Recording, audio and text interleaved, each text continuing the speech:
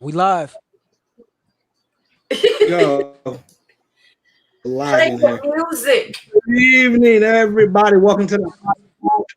What? Oh, hold on. I'm lagging. Welcome to the Hodge Sports Show.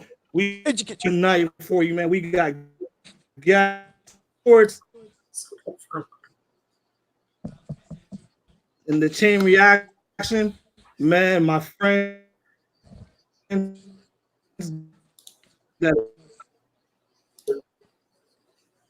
network is off. I'm telling you right now. We get down on Hodge, right? You come up here tonight talking some bullshit, we're gonna give it right back to you. This is what kind of show we're running tonight. It is going to be a grown ass man's woman show tonight. No topic is off limits. We don't even have a damn script. Be honest with you, we just gonna sit up here, enjoy your company, and have a good time. Everybody, say hello to everybody. Running. What happened? What happened? Hey, Mike, he said no script, no nothing's off limits. That sound like ordinary Red Cup Rants Tuesday nights to me. 8 p.m. right here on this network. And that damn sure sound like boom at every Cowboys game. But you know, that's just me in my opinion. Yeah, we don't have a script. That sound like a whole entire network. So we gonna be right at home. You know, there's no script to my lives. I be script to my videos, but not the live. But this just in breaking news. Charmelo or Charlo, sorry, let's call that man Charmelo. Two people. Charlo just dropped Harrison. He just dropped Harrison. I don't know what round it is. He said he was gonna do that too. Europe. We got a user dropping comments. Europe, we appreciate you. We appreciate you. You ruined the fight for me. Thanks. The fight ain't over, fool. The fight ain't over, fool. I'm streaming it from a phone. So you like 19 minutes behind? You know, it's on regular Fox. You know, we get 10 minutes behind. Sis, it's on regular Fox. I know, but we don't have a TV. Channel 7. We don't have a TV in the computer room. You can't watch TV through your computer? Because I do. I mean, but Comcast lets me do that. You know, tv.xfinity.com. I can do that. Already having issues. He was just trying to do that. And DirecTV said, no. Wow. Wow. Wait, hold on. Let me do a mic. I tried. Sorry, Patrick. We're already starting off bad. Hey, he said the fam get together. He opened up the barbecue, said family reunion. We here. Hey. I bought the drinks. Isn't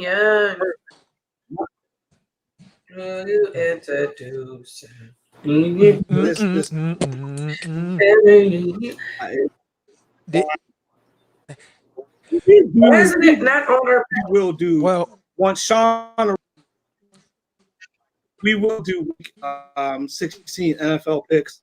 We will get into the Dallas Cowboys. Will one of those topics be roasting Sean for being late?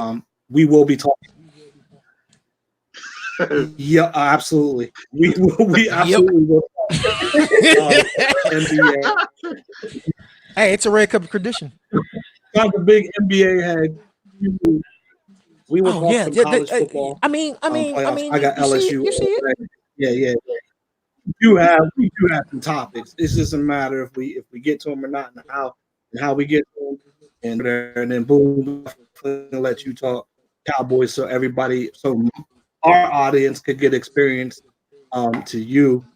Oh boy, things right. So that. Oh boy, I'm a hide for that one.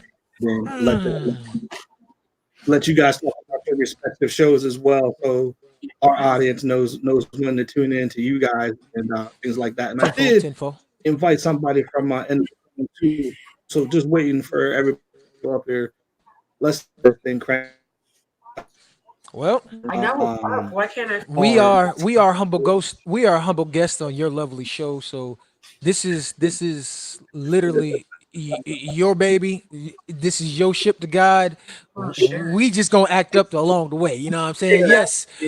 We don't right now. I don't know what Facebook user is It's all saying what, good. but yes, we are acting up quite mightily. It is Saturday night. It's 10 p.m. Eastern Standard Time over here man. on a Saturday night, and I'm watching Right. boxing. Yeah, I'm acting up, and I ain't even drunk yet. Yeah, that's I don't. right. No, I don't man, do that. you I don't calls act in. up. You don't act up. No, I know I goddamn think well we all act up. that Fox in didn't our just go to a motherfucking commercial.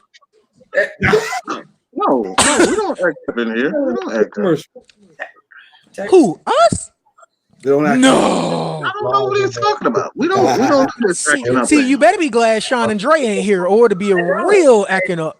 It should be on here too. I don't know what you're talking about. I know he's not supposed to be somewhere. Where is Hmm. Yeah, that was Is there anything we need to address while we wait, Pat? it's a Nah, man, we just chop it up, man. Just chop it up. Victor Newman, voice. How the hell you doing this evening? Y'all already? Yes, sir. Yeah. Do it. Yeah. Dre, where are you? Talking about you chilling. Where are you exactly? What state are you in? What event are you in? He's in Georgia. I'm sorry, Georgia. Jawja. Columbus, hometown, C-town. Stump on it.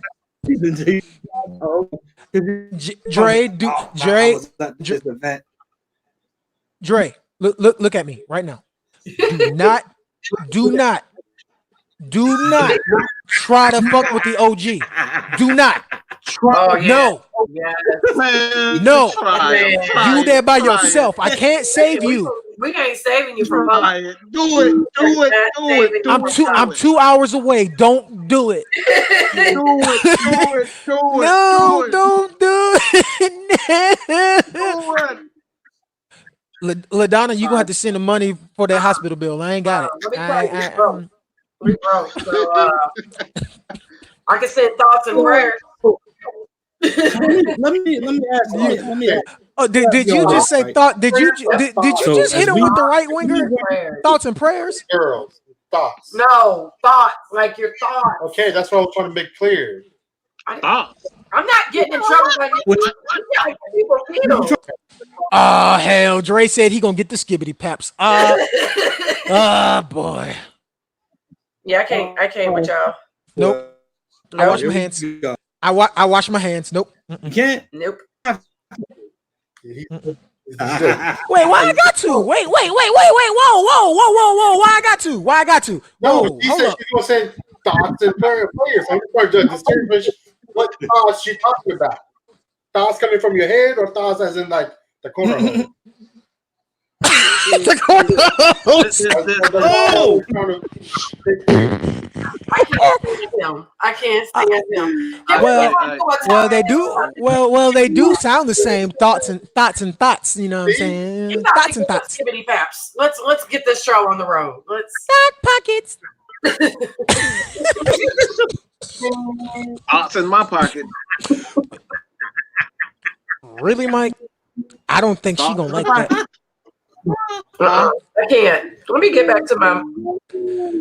Well, he said, Dre said he ain't gonna like no Aints or LSU talk. So let's talk about the Aints and LSU. Exactly. No. We're not doing that. Mike's logging off. No, this is I'm just saying. This is Patrick's show. Let Patrick handle it. Boom! Ain't nobody talking to you, man. Hurst. Let's do this. What the fuck? Why you get mad at me, man? It's brotherly love. Always trying to start trouble. Actually, that's He's what always trying to start trouble. He's a I like how troublemaker. Facebook came on and said Hodge and Sean, and there's no Sean. There's no Sean, Mr. Jones. Sixers win. Hey, let Sean live, man. Let Sean live. Sixers win. We waiting on Sean, man. But and we are. so just letting We don't know. We're not waiting. We don't. Oh, the Sixers won today because they showed it yesterday. It don't matter. He's gonna cry he's gonna cry in the playoffs, so it don't matter. It doesn't matter if they win right now. It don't matter. It's a waste of time. It's a waste of time to even say that you won. It's a waste of time. It's a waste of time. He gonna end up crying like he did in the playoffs. It's a waste of time. Don't even bother even giving us that update. Just do yourself a favor. Okay. Dallas beat. Let's get into the NBA then. I mean, I'm surprised he didn't cry when Dallas beat him. Like, he got beat by Dallas. We got beat by Dallas, bro. Without Luka. Oh Lord. Without Luka.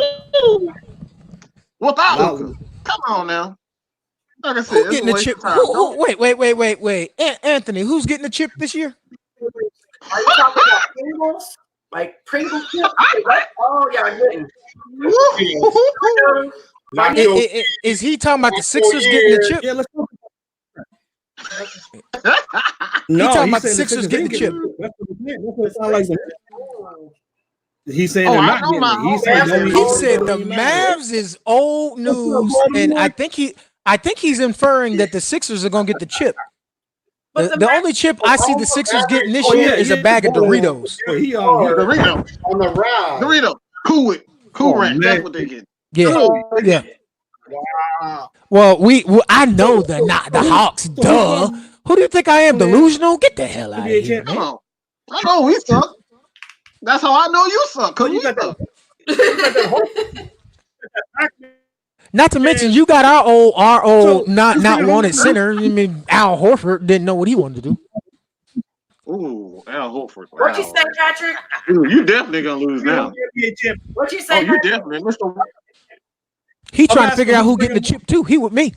Yeah, I'm asking. Dax, he don't want nobody to talk because he's a man of Hawks. But I no championship then. Who's going to be this year? I hope it's not the Lakers. That's just me.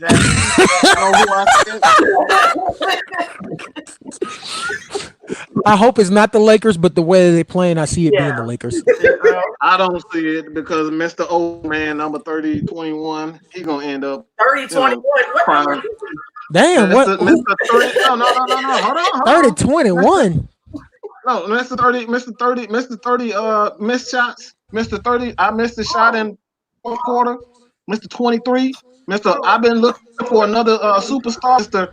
I'm begging for somebody to come and get me. Yeah, that guy. He's gonna end up doing something stupid in the playoffs. He's gonna end up crying and probably end up leaving LA again. So, Pepsi.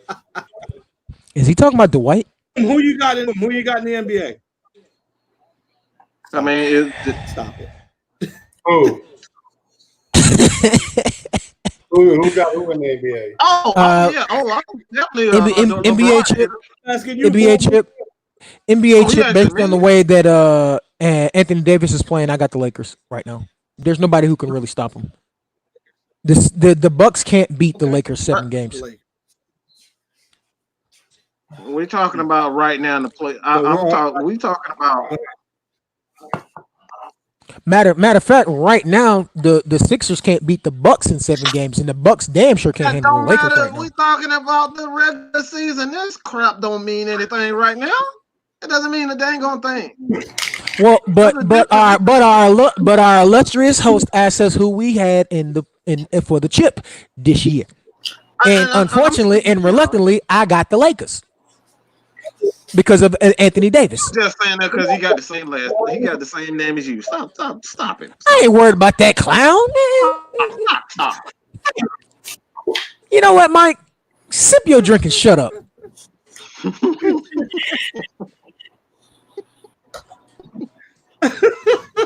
Hey, y'all want to talk about? Y'all need to let Boom answer, man. Boom so.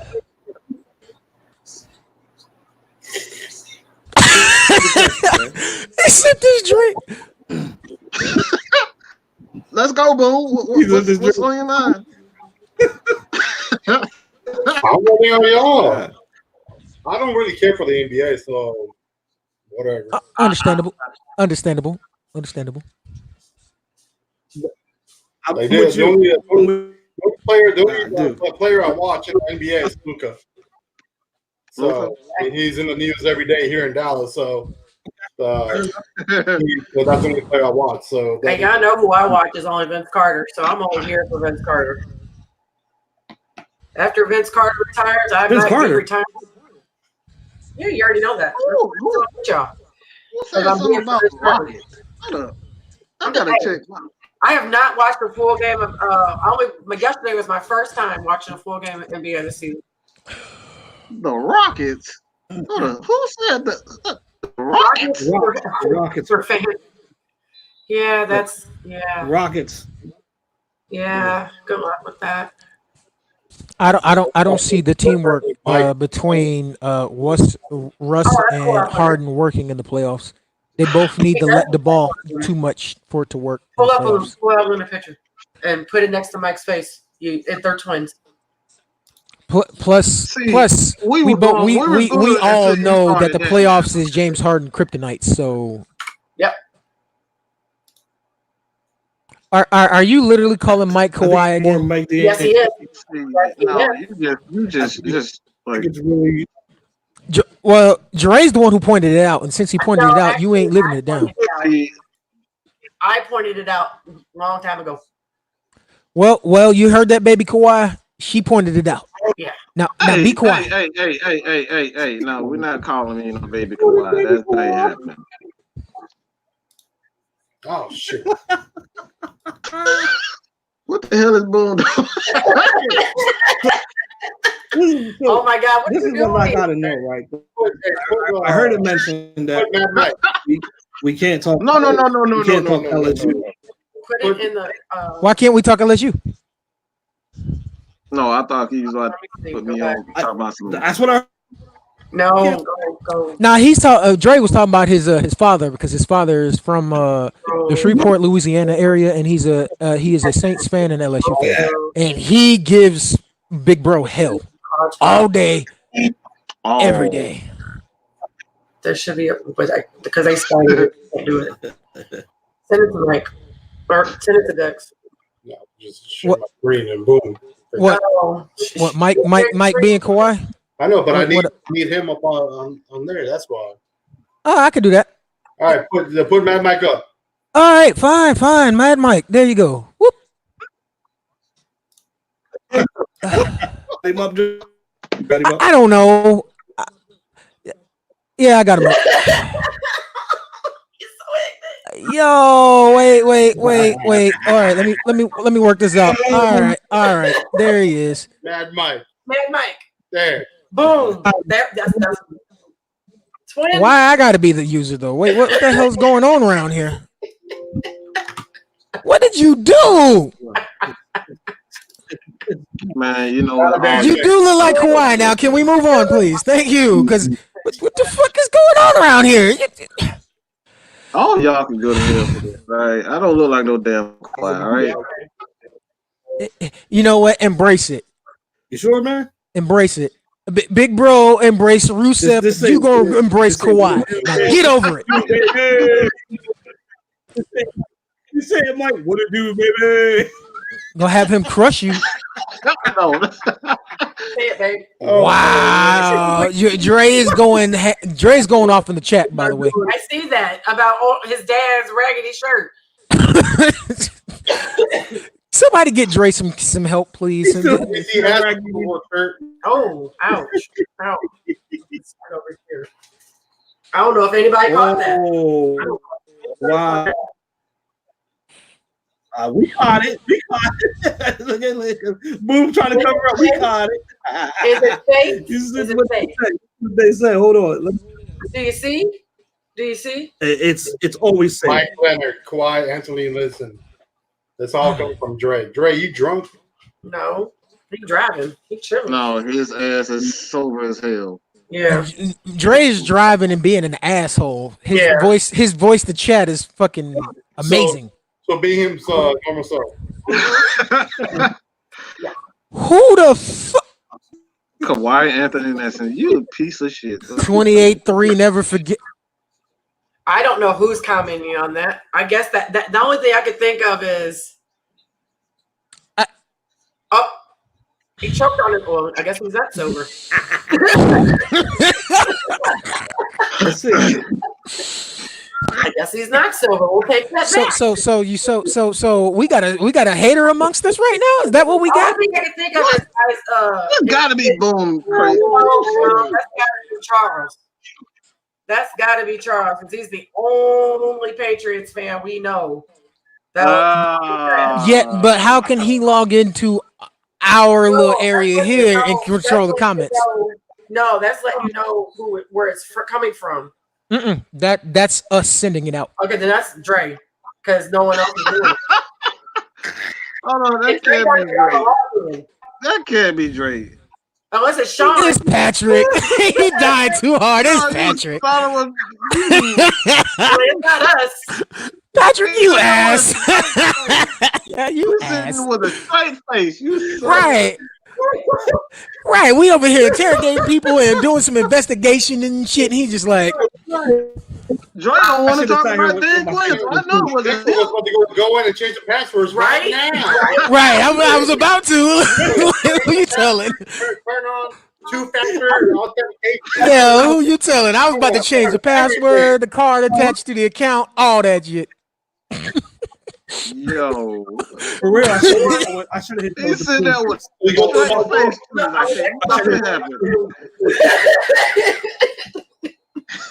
Lila, he ought to put. He gonna post a comment and kick us all out. Why y'all get out, motherfucker? No, I'm saying when y'all was talking, right? And y'all was going through the interrogation. I'm sitting there. I should have did the boom face with a straight face. I'm like, what in the? And he was, hey, didn't even get mad at him. I like that. I like that in you. I do like that in you. You definitely one of us. You definitely one of us. You right at home. You right at home, Pat. We should have done this a long time ago. I was just thinking.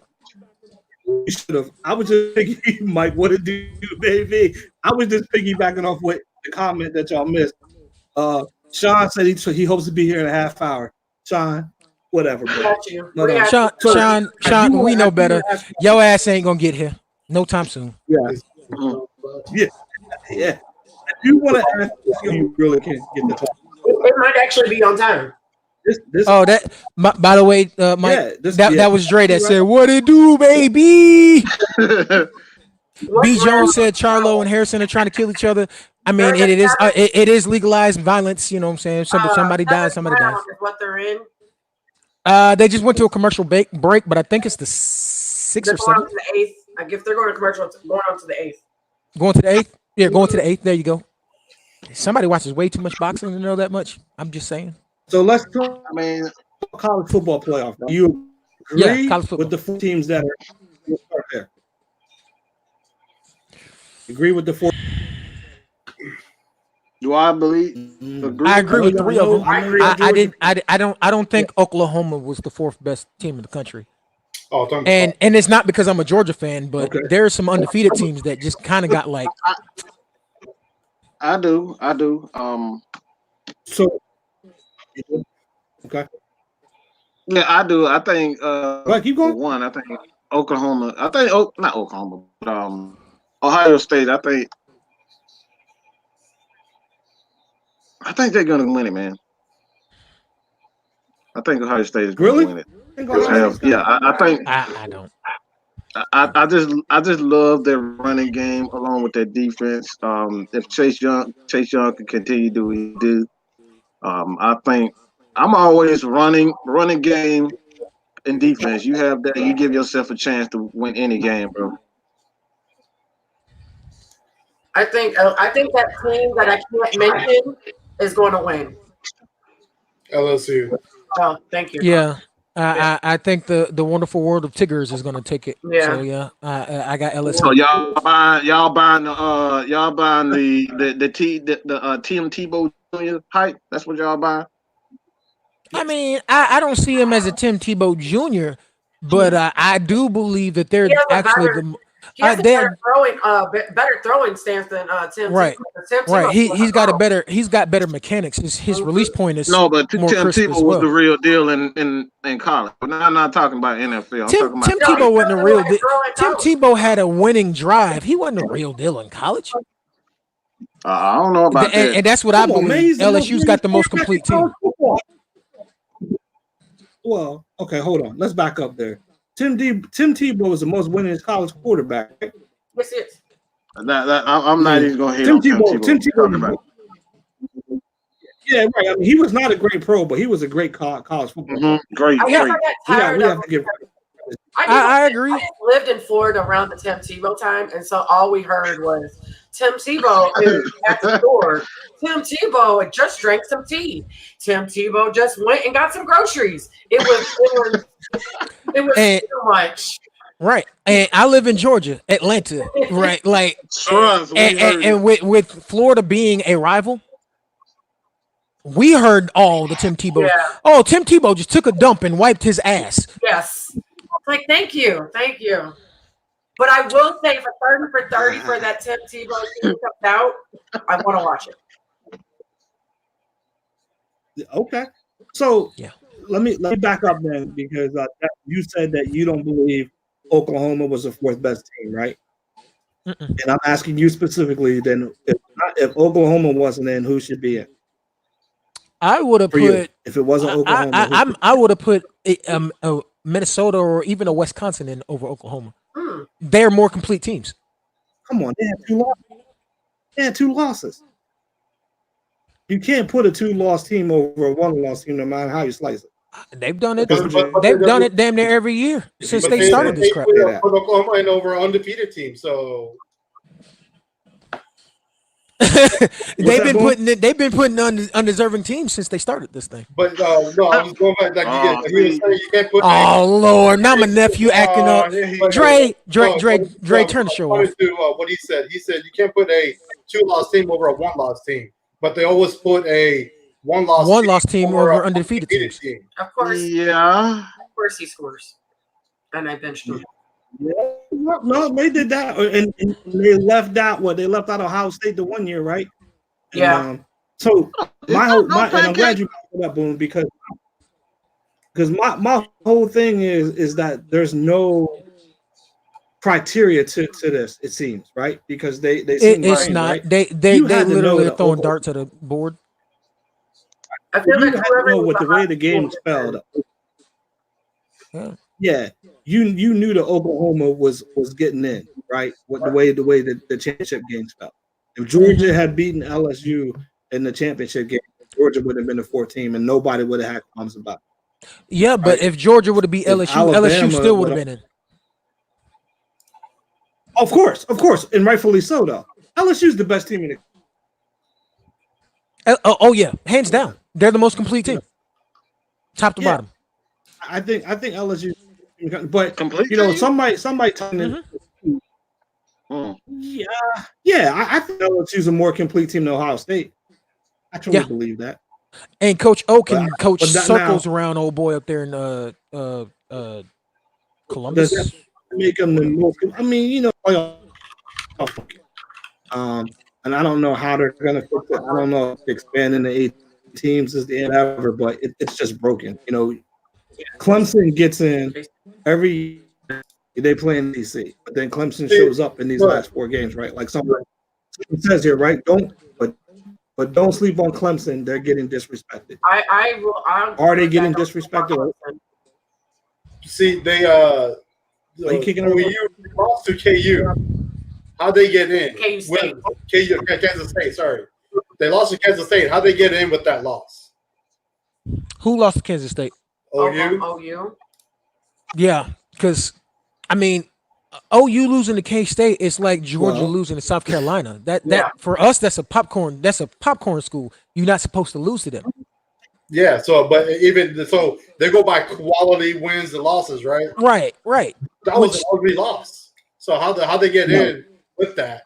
And Ohio State does have the capability. I agree with whoever posted that. I do agree with that. And then you win over Baylor in overtime. Yeah, they barely beat Baylor. I was rooting for Baylor for that game. But they I was rooting for Baylor for that. They beat them twice. Mm-hmm. But here's the thing, right? And boom, to answer your question, whether this is the right answer or not, but just to give you the answer, Oklahoma won their conference. See, so that trumps a bad loss, right? But I understand where you're coming from with that. But that's what they'll say. And this is the problem I have with these Power 5 conference, right? Because if you win your conference, you got a better shot of getting in. Penn State won the conference the one year Ohio State won, and they didn't get it. So, like, that's what I mean. I go back to this. It's like criteria, that like they change it because you had Ohio State, you had Ohio State, and then they flip at the end, and LSU ends up because they ended up beating Georgia. And it feels like they want to throw. And it seems like they want to throw in the teams that they feel like they want in. It's all about favoritism. Yeah, exactly. Because whoever can make the most money, man. That's what it's all about. Giving them the most. And I just can't wait until they start paying the players, like the states that have already legalized it, where they're gonna pay the college players. Mm-hmm. It's like real interesting because then the shift will happen. Because the California State of California did it first. Yeah. So all these number one, top 100 prospects are coming out of high school. They'll be going to California because they want to get paid now. Well, they changed the rules now. It's universal now, but that's what it would have been. California would have been. Now they're going to be going to the schools who can pay them the most. It doesn't matter if you're a big shot school or not. Who can pay me the money most money now? And then still get to the NFL and still make my money. No, you're right, Boom. And then now tying into that, right? I think it was Brian Jones that article about the SEC breaking down contracts. So now ESPN and ABC are going to have and you know how much that's worth, right? So each school is going to get like an extra $25 million for this. Yeah. And you're going to see a lot more night games in the SEC as well. Yeah, crazy too. Mm-hmm. Night game is SEC wise equal ratings because any night game in LSU, Death Valley, stadium's going to be packed and you're going to have viewers because that atmosphere is contagious. Like you want to see what's about to happen. Yeah, no, I agree. I agree with you. I wanted to ask you guys how you felt that TCU situation. I don't know if you guys heard about it. NCAA punished TCU on Friday because it found 33 athletes were being paid for work that they didn't do on campus. Hold on. I'm looking it up now. Yeah. And it was not just football players. It was men and women's basketball players too. So it sounded like the whole school was kind of in on it. They've been put on a 1-year probation? Yeah. Yeah, and they're making look at how many football players does it take to screw in a light bulb? It was that website. But yeah, I just read it and I totally forgot to bring it up to you guys earlier.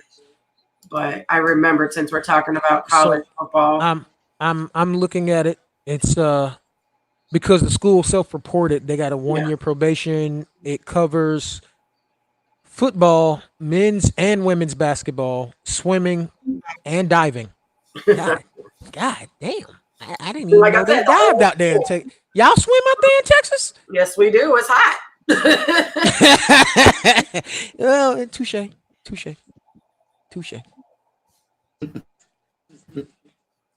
Yeah, I agree. I do think it happens all the time. I think they just got caught. Yeah. Yeah, I get it. We know it happens all the time. It happens in college. It happens even in high school. Different things in high school. But it's just crazy that 33. Yeah. What was the last school that had that going on? It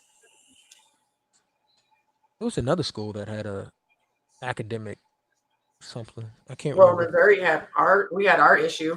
That's y'all got it, but y'all got like a 3-year ban. No, we got one. It was just this season we couldn't be in the playoffs. 1 year postseason ban. Yeah. High profile college football. Notre Dame. I do remember the Notre had an Dame issue with situation. that too. Was Yeah. Because I remember one team got a 3-year ban. Yeah. SMU. Appreciate you, Dre. Yeah, 1 year. One team got a 3-year ban, and then now everybody else is just getting probation. Like, you banned them for 3 years. You slapped me on the wrist. Wait, what? But we did a self-imposed, and they hit us hard. You know, True. like that's why Mizzou fought theirs for so hard. KU, I seen it for real. That's got to be B. Jones. Yep. Hey, you know that's him, okay? Yeah, that's him. Auburn in the 90s. That's Auburn now. Auburn never stopped. Them boys. I used to live in Columbus, Georgia. Them boys is dumb. But let me make this. Let me say this, right? I feel like that these schools are getting picked on, right? Why is it? It's always like the TCU or the SMU, right? But like the big boys always get out of it, right? Whole thing with the right. I know I'm on it, right, Mike? I mean, like Arizona, Sean Miller on a wire tape, right? Robbing a player gets nothing, right? You know why? Rick Pitino gets to resign from Louisville to go over and be the freaking coach of the Greece team, right? They always find these. Always find smaller. Yep. Why? I know why. It's sickening that it's always the small schools that pay the price for the big school treachery, right? Ohio State is one of the most corrupt universities ever. You can go back to the history of Ohio State, all the way back to Jim Troll, and all these things, and all these transgressions, right? And I'm gonna tell you something, right?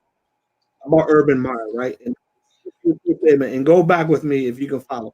Urban Meyer never had an issue until he left Utah. Think about that for a second. He did? Yeah, you laughing because it's true, right? He did. Think about that, right? Because he was out there. Yeah, he was out there. He was out there in that Mormon state where you had to fly right. I don't have a boy out right? And everywhere else he's been, there's been. That's why boom. I'm talking to you, boom. Urban Meyer. Yeah, I don't want Urban Meyer on my sideline, but he's always had some kind of corrupt issue. Right? If you ever read up on the Aaron Hernandez, if you go back and you see what Urban Meyer did for him when he was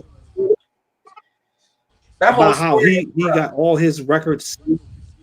Oh my gosh! Like you should just read it all in like how, like the Patriots took a beating because they like his gang ties and all that history is because they sealed up, so they didn't have all the details of his transgressions. And Urban Meyer was behind all of that.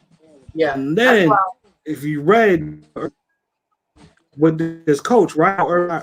Urban Meyer's wife is the nurse of Ohio. It's over. And the coach. It's over. Charlo knocked him over the fight. Yeah, Charlo just won. Won by stoppage. 3 knockdowns.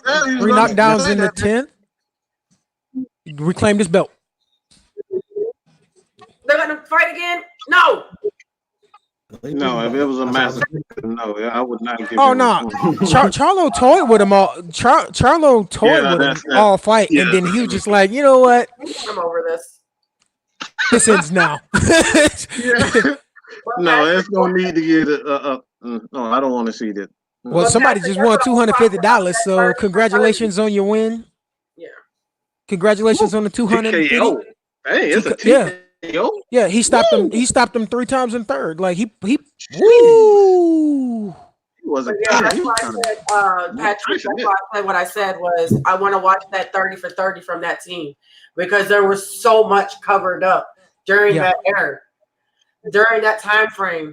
And it's so crazy because Tim Tebow won't say anything about Aaron Hernandez or about the other team. And oh my gosh, yes. Aaron was his roommate because they knew he was getting in so much trouble. He was. They made Tim Tebow his roommate, and it still didn't help. But they made him because of his good boy image. Yeah, they tried to make him his roommate and make him be a better person. Yeah, so that's why I said when they do a 30 for 30, I am on it. I'll tell you what's good, son. You ever wonder how Miami the Hurricanes are still as a university?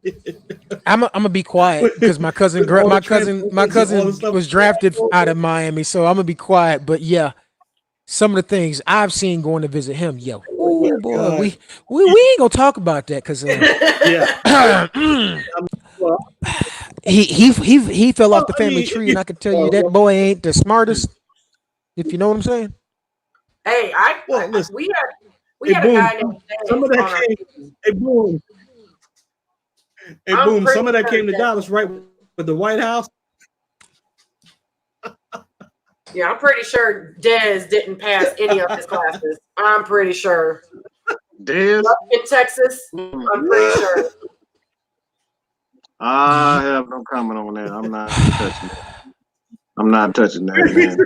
No comment. No. I'm good on that one. No, not today. No. That's that documentary. Boom's being a little too quiet. I agree with that. Well, Boom is probably going to be quiet until you start until you step into that land that he rips doors off of. Yeah, I'm about to wind him up right now. I said something to him earlier. He let it slide, so I'm just going. I'm going to ask.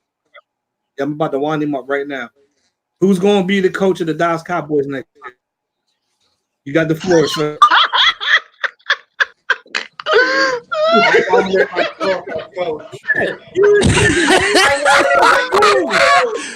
He nominated himself as coach. Hey, you want to know the sad part? You know what the sad part? I'd vote for that. I'd vote for that. I'd pay for that. I will vote for it just to see the press conferences. That's all I freaking care about. Man, who you the after the game in the locker room, just them speeches. I want to hear them. I know him. As soon as somebody get out of line, yeah. And I'll probably do that in the game. I'll fucking walk up to him like, what the fuck? You missed a damn thing. Go sit your ass down on the bench. Man, he gon' Charlo somebody up in there. You motherfucker, stupid mother. Man. Get out my locker room. Just get. You fired. See, I know the people. There's rumors or reports coming out for Urban Meyer being the next coach or whatever. Lincoln Riley or whatever his name. Pat Riley. Pat Riley. I really don't like Urban Meyer because I don't think he's a side by side with Riverboat Ron and boom. We're not getting Riverboat Ron because that's a 2.0. Riverboat Ron 2.0. Jared, no. That's it. But what I was saying is like I don't like Urban Meyer because I think he'll still have or he'll still be giving up control to Jerry Jones. Yep. And he'll be a yes man to Jerry Jones. Yep. And what I think is missing from this Dallas Cowboys team is discipline. There's no discipline on at practices, and it shows up on game days, on Sundays. So if you can't bring discipline and you can't have control of your fucking team, you can't be the head coach. Unless you're going to be just standing there doing this and spitting on the damn ground. There he goes. We started this. What did that sound like, Dex? What did that sound like? What he just said. What did that sound like?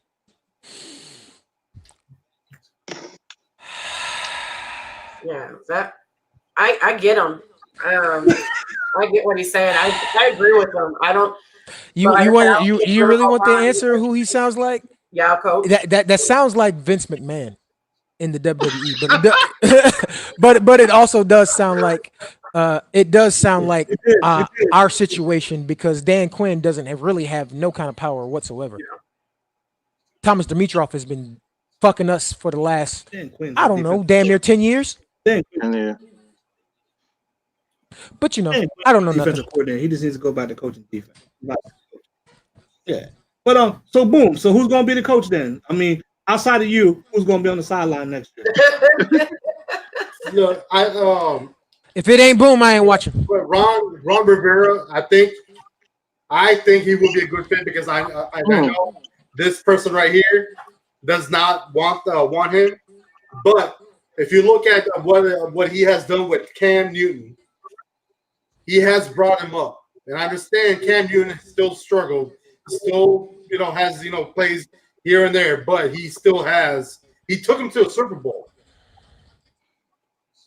Everybody gets lucky. Jason Garrett can I say this? Can I say this, Boom? I will agree with you on Riverboat Ron as long as he teaches Dakota to dive for the fucking ball if he fumbles. That's a separate conversation. Wow. But I think for I know for quarterback that we have here. You know who wrote Josh McDaniels? Sean, you ain't crap. Nah, that wasn't Sean. That was the brown-headed guy in the corner. Josh McDaniels. The bald-headed guy. Wow, really? That stare off though. That look away though. Wow. Who me? Who me? I ain't did shit. No.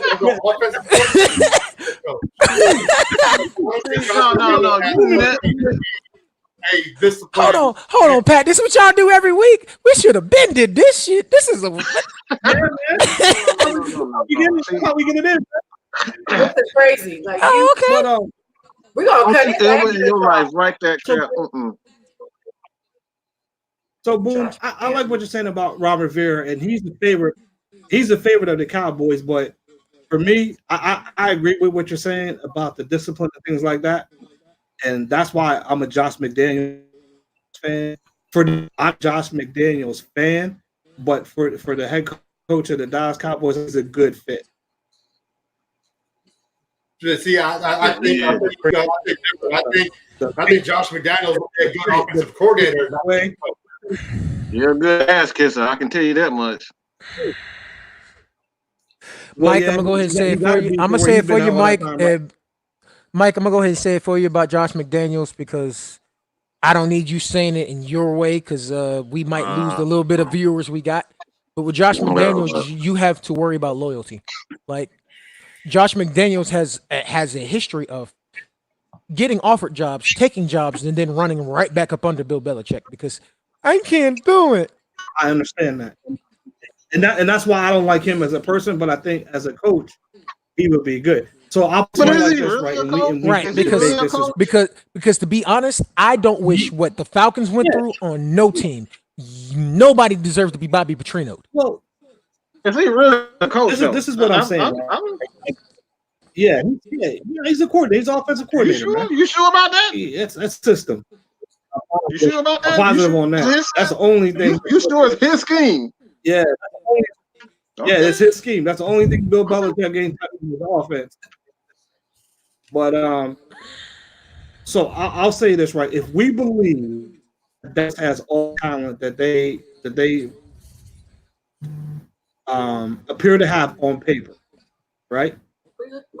Then this job would be a highly sought after job, right? For a head coaching candidate, right? Not as long as Jerry Jones is not giving up no control. They seem to be on. Well, but that's kind of a misconception as well. Jerry Jones, he has a radio show, but Stephen and Will McClay, they're building this team. Jerry ain't have money. Jerry's always gonna say he built the team. He has that right because he's the owner. But let's be clear: the guys that are putting this group of players on the field that we, Stephen Jones and Will McClay, right? Jerry's just signing them checks. The biggest thing that won't get credit for is sticking with Dak Prescott and not going back to Tony Romo, right? Because if Jerry and nobody had their way, Tony Romo would have been back underneath center. So that's the only thing that I can give Jason Garrett credit for. The way he's been analyzing at the end. See, here's the thing with Jason Garrett, right? They have a coach and the improvements that he hasn't improved on in his time there, right? Time management has never improved underneath Jason Garrett. Preparation has never improved under Jason Garrett, right?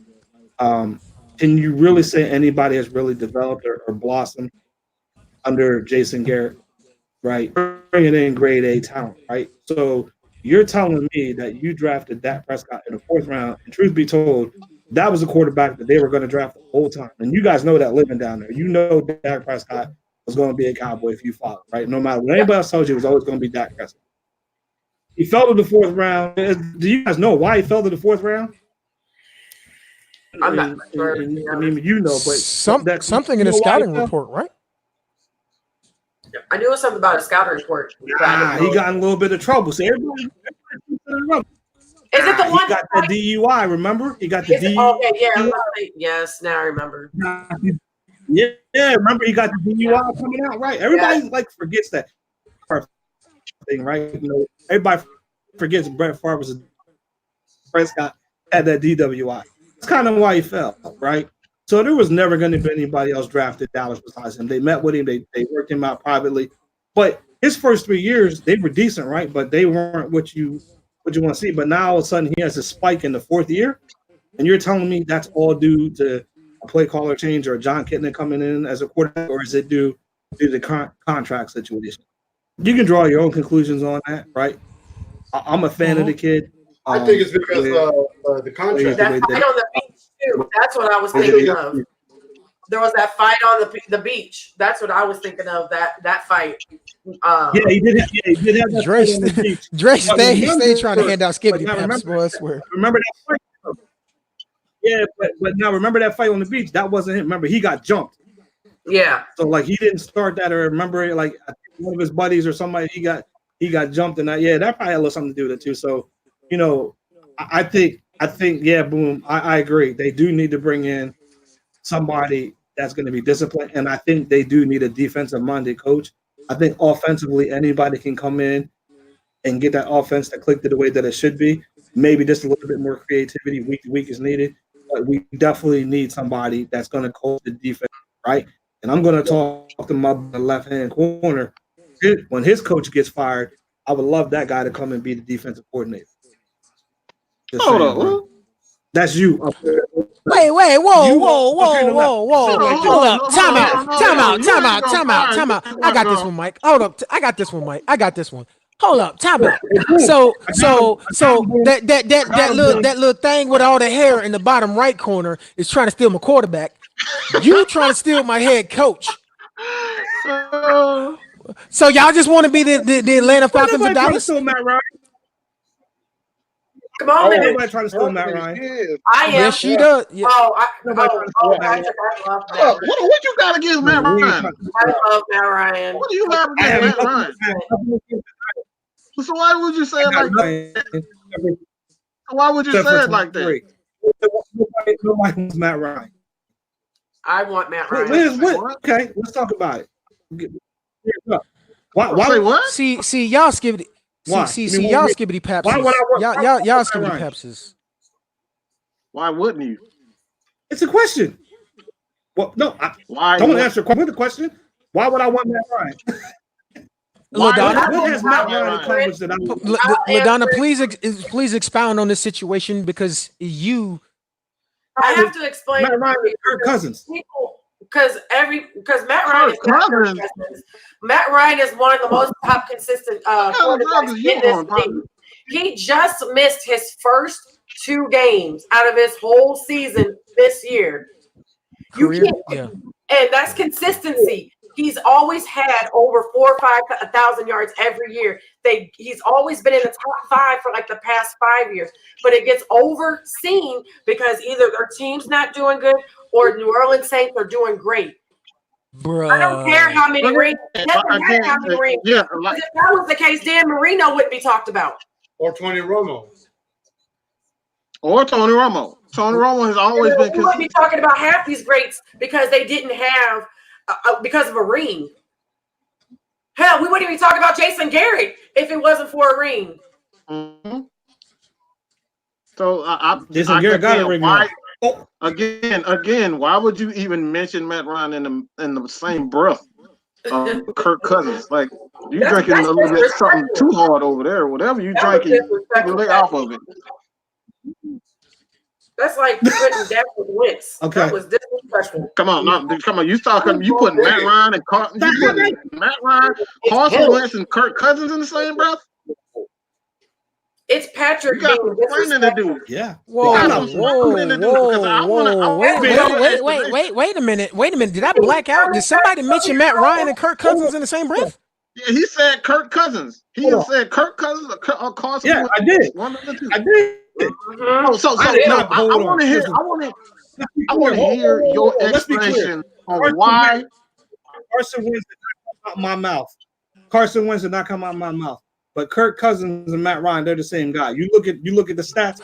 Kirk Cousins is on the same trajectory as Matt Ryan. What? You are complete fool. You are completely bullshit. Look it up. Look it up. That's what I do. I do numbers. Look it up, and you're not going to tell me they have anything in common.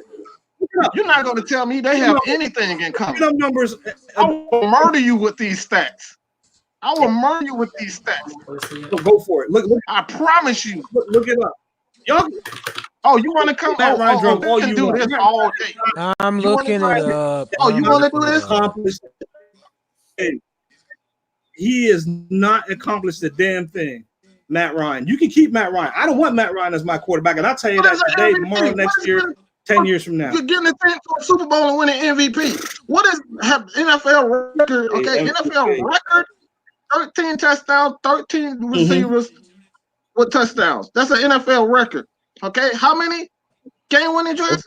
How many game-winning drives? 27. 27. Pass. Who? He passed Joe Montana. He just passed Joe Montana. He just passed. Who was it? Yeah, he passed Matt Ryan in the same Joe Montana. Come on, don't ever in your life compare Matt Ryan and Kirk Cousins because it is nowhere, anywhere near. They're the same guy. The same guy. When Kirk Cousins had Matt Ryan, their numbers will be identical. Mark it down. Show me the numbers. I want proof. Show me the numbers. Put the drink down and show me the numbers. Mark it down. Show me the numbers. They'll be the same. Show me the numbers. Because I can go all day with these numbers. This is what I do. Only 11 fans. Show me the numbers. I don't want to hear the right. I know this is your show, but come on, this is your show. But I want to see the numbers, partner. By the way, side note, I'm not about to lose shit. By the way, I'm cool. I'm enjoying the show. So ever compare Kirk Cousins and Matt Ryan ever in your life? Okay, because it's false. Okay, there's nothing truthful about that. Nothing truthful about Kirk Cousins and Matt Ryan whatsoever. You can say that. You can say that, and that's your opinion. But I'll stick by this. I will stop right now and praise you. I will praise you right now. If you can find anything that Kirk Cousins does better than Matt Ryan, I will praise you. Hell, I'll even throw in a 50. I throw in a 50 spot on top of it. Chain reaction. Show me. I don't need. Show me your money. I know what I know. I know why. Show me because you can't. It's a simple question. You asked me. I promise you can't find it. I'm not looking for anything. You asked me a question. You still haven't answered my question. My question is why quarterback, and you keep saying to me, show me numbers. Okay. All right. I just gave you NFL records. I gave you an NFL record. I gave you an MVP, and I gave you one of the best offenses in NFL history. He led that. So I gave you those. What has he won? What has he won? MVP. What has he won? MVP. What does that got? MVP valuable court. So what? Cam Newton was MVP. Okay. Cam Newton was a damn good player. And he was damn. He was better than Kirk Cousins. I'm not here. I'm not here to. You stuck on the Kirk Cousins thing. Okay. No, I'm stuck on the fact that you just called Kirk Cousins better than Matt Ryan. That's what I'm stuck on. I didn't call Kirk. I didn't call Kirk Cousins. He said they were talking the same. He said they'll be. No, that's even more of an insult. That's even more of an insult. Kirk Cousins and Matt Ryan the same? When? Who? Who? Oh Lord, Mike, don't channel the New Day. This is some. You know what? I gotta hydrate. And the missus has been getting after me about some water. So if you can show me anything that states Kirk Cousins is on the same level or better than Matt Ryan, I will praise you. I sent the stats to you guys in the group. I have them. I have them. I read them. I'm not going to expound on them. But yeah, Kirk Cousins and Matt Ryan aren't in the same atmosphere right now. But yes, 49ers just scored. Kittle just scored a touchdown. So it is 31-28 San Francisco, fourth quarter with 6 minutes left. Wait, the dump truck scored again? Oh, how surprising. They were losing, so hey. They were losing in New Orleans before the dump truck decided to be the dump truck and carry 6 dudes. Oh, dump truck? Oh my God. I'm calling him a dump truck. Okay, but tell people, because a lot of people are watching, don't know who you're talking about. So you got to George the dump truck Kittle, Mr. I carry Saints down the field while they're face masking me and on my back. There we go. I just want y'all to know we're yes, we make up things all the time. We have nicknames for everybody. So hey Patrick, did we ever get the caller on the Uber? No, he never called in, man.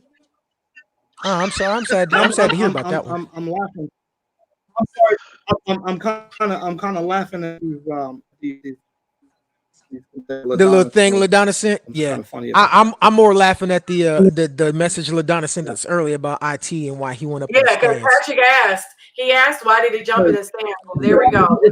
Isaiah, for those of you who don't know, ladies and gentlemen, Isaiah Thomas evacuated the court tonight, and he entered the stands because a fan flipped him off, told him he pretty much said something about him being a bitch and fuck you, and he went out there and tried to give him the skibbity paps. So all right, we'll have more of that at news at 12. Back to you in the studio, Patrick. Exactly.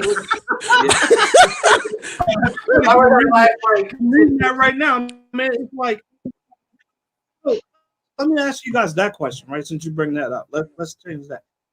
Go ahead. Do you think that I don't know how to question. How athlete? How much do you think that you take? Like, what would cross the line for you? Well, for me, can I answer that first? Oh Lord. Oh shit. Oh God. Let me get the water ready. You want me to zoom in on your boom so they can see you? I got you.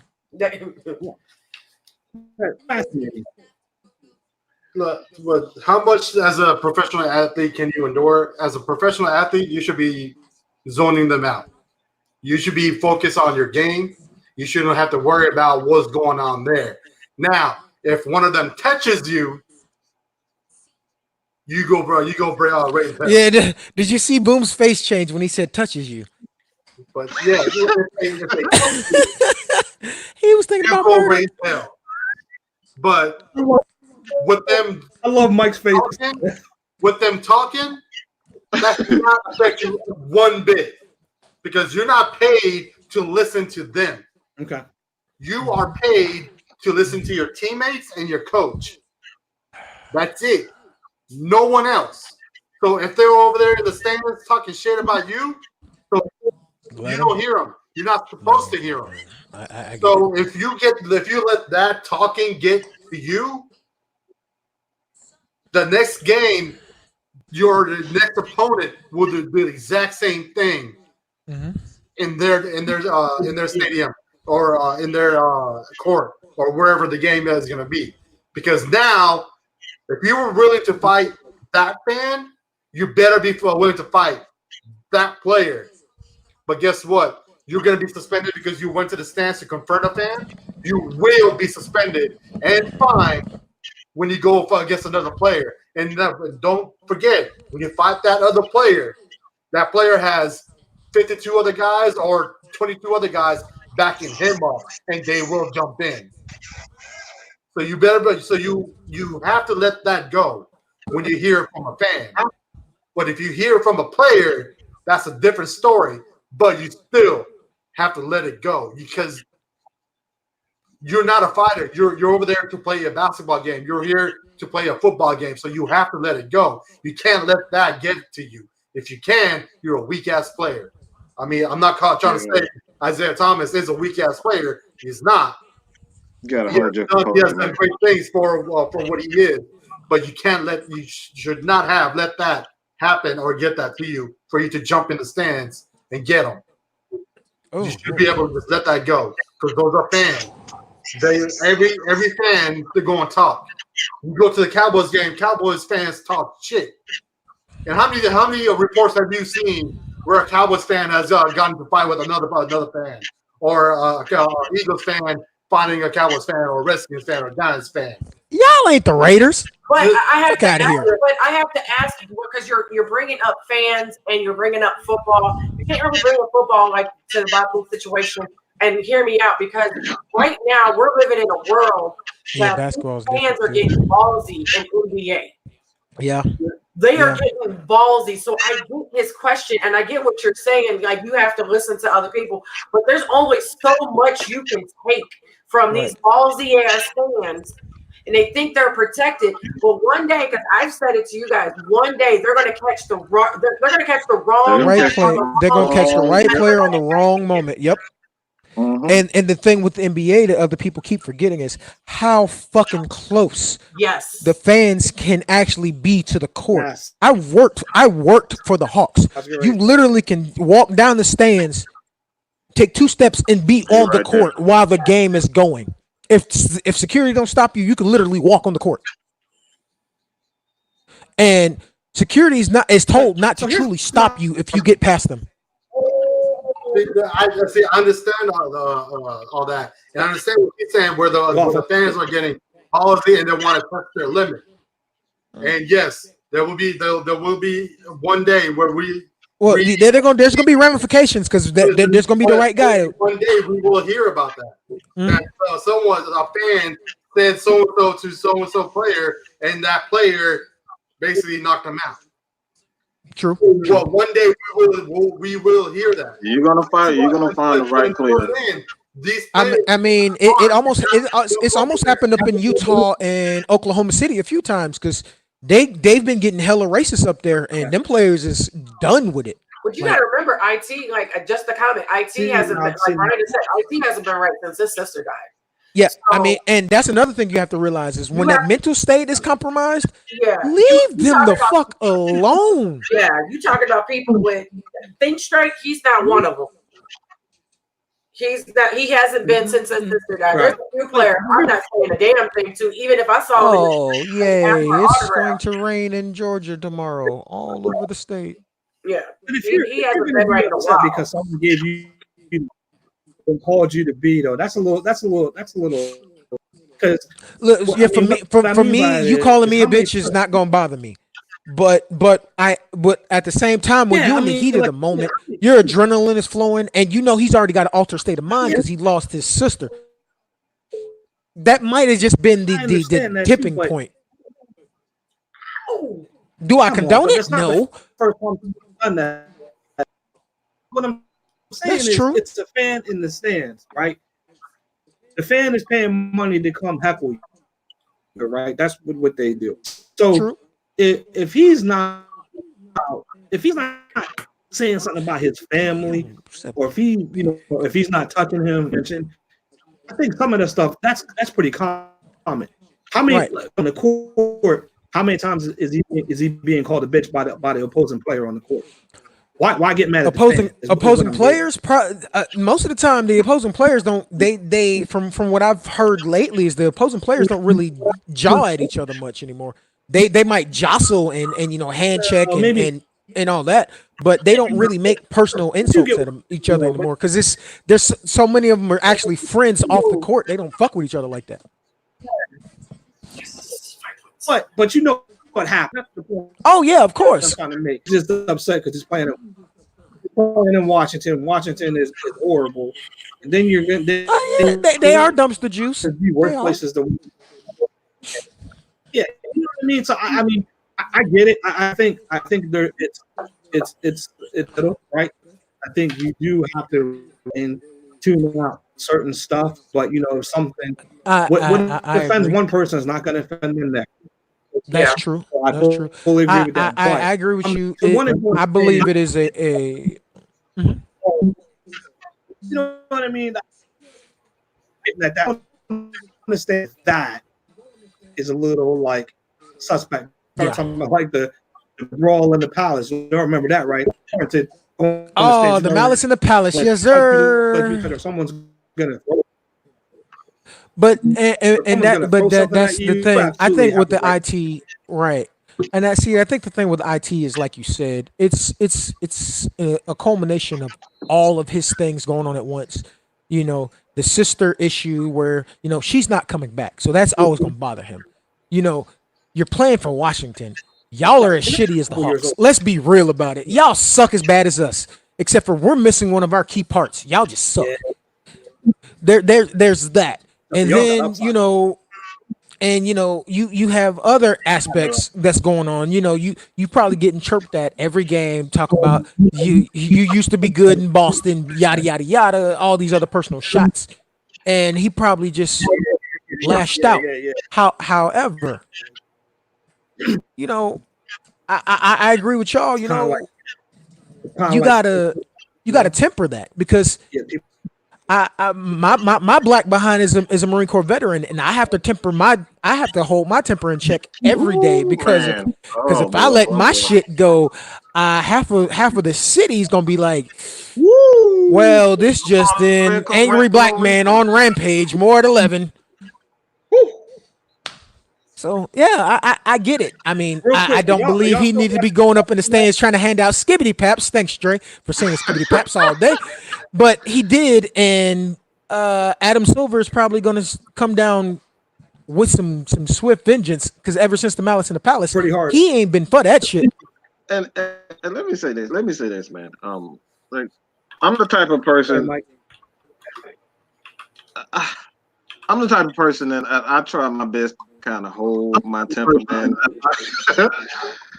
I try to hold my temper for the most part, and it's liar. Never a good idea. It's I said for the most part. I didn't say all the time. I said for the most part. Okay, for the most part, I try to hold my temper, but it's never. Okay. But you have to see yourself as a business, man. I think a lot of these players don't realize that they are a business. They are a brand.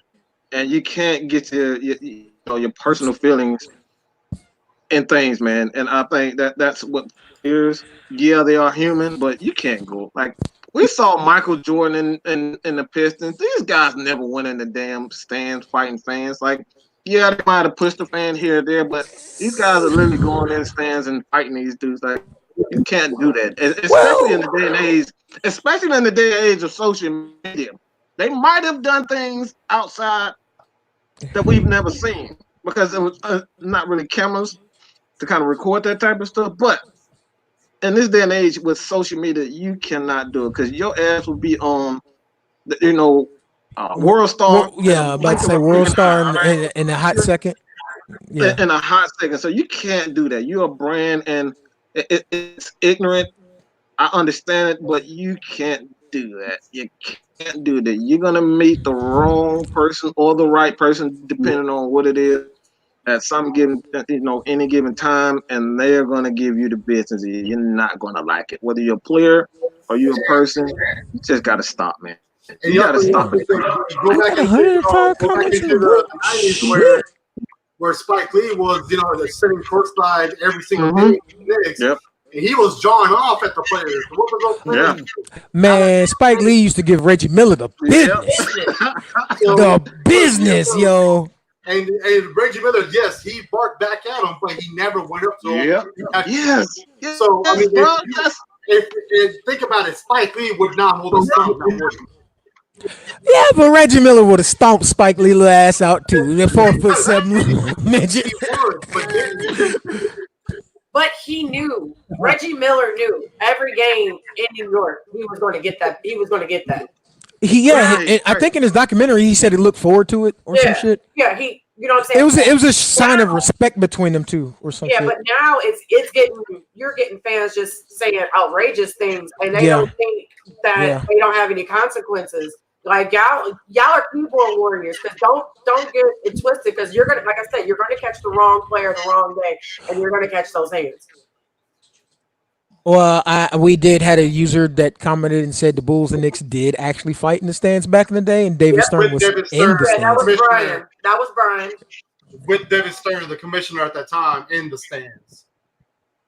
Whew. So speaking of which, Dennis Rodman was involved. Yeah, probably. Speaking of which, thoughts and prayers to David Stern about his. Yes. Yeah. I said thoughts. We gonna send him some streetwalkers in the hospital. I mean, he just had a heart attack, so it might actually help him. I'm sorry, my humor's dark and dirty. Sorry, people. Was anybody watching this? Is anybody watching this football game? Is anybody watching the football game? It's tied at 31. Well, it was tied at 31. It's still tied at 31 minutes ago. Yeah, we're watching it. Just kind of curious. I need 3 of those. It's a gift. Yeah, Dre. We definitely know your favorite 2 words. Pull up. Both of them, right? Oh yeah, I watched Robin's 30 for 30. Y'all need to watch that. That was real interesting. Yeah, but I'm watching this game. I'm a little depressed right now because I, for some reason, decided to bench Higbee. Ooh. Oh, I'm sorry. David Stern had a brain aneurysm, not a heart attack. The thoughts will actually help him a lot. Yeah. I benched him for your tight end, Austin. Oh, you evil son of a bitch. What? Ladies and gentlemen, this is oh my gosh. Oh wow. All right, I'll behave. Fine. Since you asked nicely, I'll behave. God, can't do nothing. Looks like this is going in overtime. Make me Napoleon Dynamite in this bitch. I can't. Is that what? 30 minutes later, still no Sean, huh? Let me do this. No. You an hour and 17 minutes later, and no Sean. I'm gonna take. Okay. All right. Yeah. I'm taking a segment. We're gonna get into these week 16 picks, right? So I'm gonna pick the game, and it's gonna go Mike, Boom, and then Dex, and then me on the first round, right? Alright. So let's pick a good game. Let's go Ravens at Cleveland Browns. Who you got, Mike? Hold on. Ravens. Tell the lone wolf if they're. That's right. So if you are the only picks, you are the wolf. You got to howl. You got to howl. Donna's paying y'all back because when she came on, I howled like twice. So yeah. Hold on, what? So Mike, who won that? Who won the wagers though? Who won the wagers though? I forgot. Did you stop it? Let Mike. Shine on a milk carton. He's gonna tell you. Where you at, Sean? They looking for you, man. Shine on a milk carton. I'm done. That was B. Jones, ladies and gentlemen. B. Jones Mike. In the zone. I just heard pick up. I don't know what's going on. What game was it? Say it again. Okay, so we're doing. No, I don't know the rules. I heard what he said. The Browns. I got Ravens. You're the only person that picks up. Boom. You how? Ravens, Browns. Who you got? No, you don't have. Ravens. Ravens. Dex. Action Jackson. Yes. Okay. Axon Jackson and it's a them. clean sweep. I got the Ravens. Oh yeah. Too. Oh yeah. Okay. Next game. All right. Next game. Me, Dex, Mike. I mean me, and then Mike. So Duval versus the ATL. Jaguars versus Atlanta. Boom. Do I have to pick? Yes. Don't get Mike upset. I already made him mad. Where's the game? It's in Atlanta, right? I'll go with the Hawks. The Hawks? You're a piece of shit. You're a real piece of shit. You're a real piece of. He said the freaking Hawks. All right, he's already out. He's already. Let's just eliminate him. Let's just eliminate him for that. All right. Falcons. Fuck, man. Fuck. Falcons. Shit. You trying to make me put my head versus my heart. God damn it. I'm just asking you to pick a team, bro. Not that difficult. See, you got needs versus wants right now. Right, needs versus wants right now. Hawks, Falcons. Fuck, I don't care. The team that play here, the Thrashers, motherfucker. I'm tired. Leave me alone. Shit. Matter of fact, the Thrashers. Where they at? Shit, bring them back. What was that? Whoa, hold up. Little Pancake said the Falcons catching the L. Leave his ass in Columbus. Walking back to Florida. Motherfucker. They are rival. That's his team. He is a Jags fan. Leave that motherfucker in Columbus.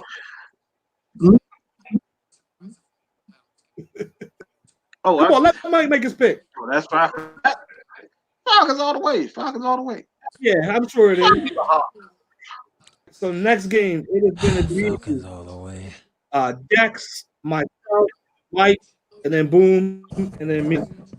Saints at the Titans. Dex, you're up first. Shit. You gonna make me really say that. I'm going with the Aints. Motherfucker. God damn it. The Aints, god damn it. The Aints. He ain't gonna say either of them teams. You have to throw up because I'll play it for you, the Saints. He ain't gonna say either of them teams. It's the Aints, god damn it. It's the Aints. Mike act like he bucked. Yo, she's going Titans? Yes, I am.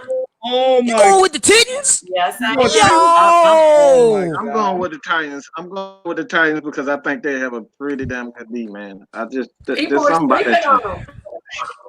Yeah, but you got Drew Brees versus Brady for that touchdown shit. But I don't think they necessarily want to win this game. I think they might kind of. Thank you very much. I got Titans. I got an upset this week. They still playing for the number one. Well, Dre said the Boo Boo team from New Orleans. So, yeah. All right. Niners just got 34-31. Last second field goal. Who's winning? They just won. Niners just won. Well, ladies and gentlemen, the Rams just lost. All right. I thought Shadoofus was going to Shadoofus, but apparently he won. So I told you he was going to do that, especially if he lost to us. I knew that was going to happen.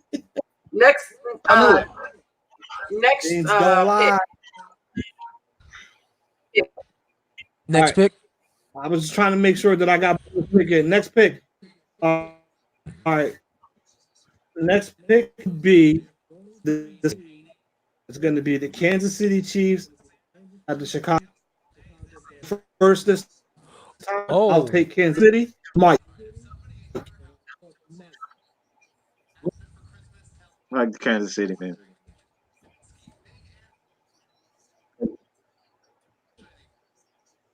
Mike's Kansas City. Kansas Oh, City. yeah, I say Kansas City. Yeah, Kansas City. Boom. Bears. No, I said Bears. Wow. Kansas City. Bears. He took the Bears. Ooh, me. Kansas City. Dex. The Dex Bears. for real. Ooh, really? Real, recognize real, Dex. Thank you. Khalil Mack. That's because you look like Khalil Mack. You gotta score points. Chiefs 30-17. Shit. We gonna Now, I don't think it's gonna be Trubisky that gets them to win. I think it's gonna be that D's finally gonna wake the fuck up. The defense gonna score points. Yeah, it will. Because Kansas City's defense is dumpster juice. dumpster Okay. juice. Okay. Okay. All right. So Mike, this one, my boy Kirk taking on the Packers. Who you got? Taking on who? Taking on who? Because I totally The bad man in Green Bay. Oh, come on. Come on. Aaron. Aaron. Aaron. Oh, Aaron. So you got Mike got. All right. Dex, who you got? I gotta go. Yeah. Hey, Aaron, and don't you ever disrespect Matt Ryan again? Yeah, I gotta go with that pack, man. Cheeseheads, motherfucker. All right. Me and Boom. Who you guys Disrespect got? Matt Ryan. Is the playing Let in them talk, man. Where's the game? They're playing in Minnesota. Yeah. No Dalvin. I got Minnesota.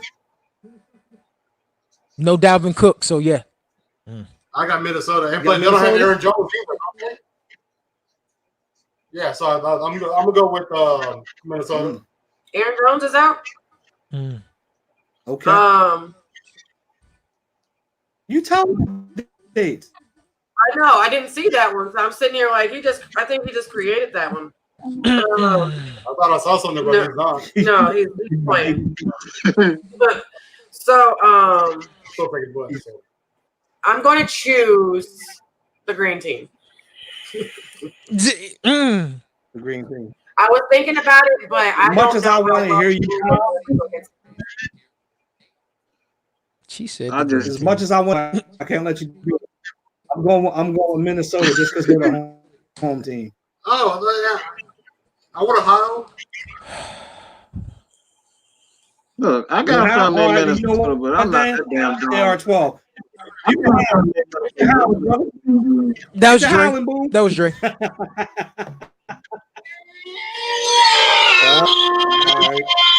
Wow. Yo, he broke out the realness in this thing. Wow. That's all I have to say. Wow. Right, so you know, right? So boom, and me this pick, right? And first, Cowboys.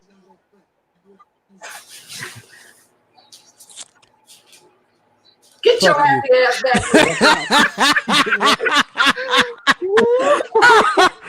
Oh shit! You really trying to? Fuck. Come on, Dax, who you got? This is See. Now you trying to make me draw a line in the sand? God damn it, my lord! Eagles, all right, Eagles. Goddamn. Wow. Man, get off my show, man, with that bullshit. Mike, who you got? Hey, I got. Look, Boone's probably gonna hate me. Both probably hate me. I already said that they have a Super Bowl caliber team, but they don't believe me. But I gotta go with the Cowboys. Super Bowl.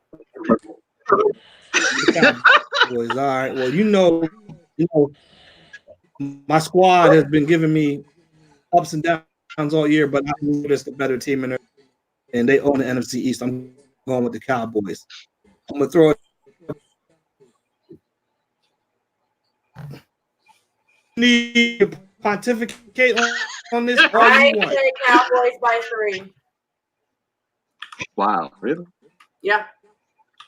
Patrick, I agree with you. The team has given us ups and downs the whole season. And I think it's more downs than ups. Oh, man. And because of what they did to the Rams last week, they're gonna go to Lincoln Financial with the big old head saying, "We got this." DeMarcus Ware gonna be like, "I'm gonna bring the storm." Well, the last time he said that, he did bring the storm. No, he did not. With the Eagles? Yes, he did. The Eagles talk shit. I'm just saying, this Here they go. Here they go. Here they go. The fact that he played against the well. So, I am a Cowboys fan. I can never root for anyone in the division. So, by default, I am picking the Cowboys. By default. But I'm going to let you know what's going to happen. Cowboys going to go up there with a big old head of how they played against the Rams, and they're going to be like, yeah, ain't nobody can touch us. But He said, I can't. oh, my God. I can't. Oh, man. Not by default. I can't. so I'm picking the Cowboys, but that might be the line. That might be the line of the show. By default.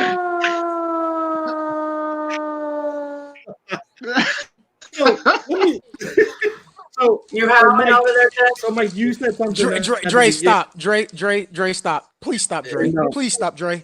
Don't do that no more. Please. I'm about to send Dre some a Super Bowl caliber team. Mm-hmm. Yeah, they do. They do have Super Bowl talent. They lack coaching. They don't have Super Bowl caliber coaching. They have all the elements. They have every element. Okay. Yeah, they have every element you need to win the Super Bowl. You need a quarterback, defense, offense, offensive line, running game. Those are the 3 elements.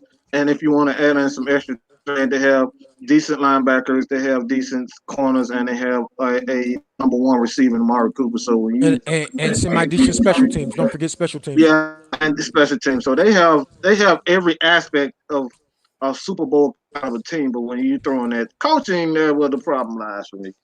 Yeah.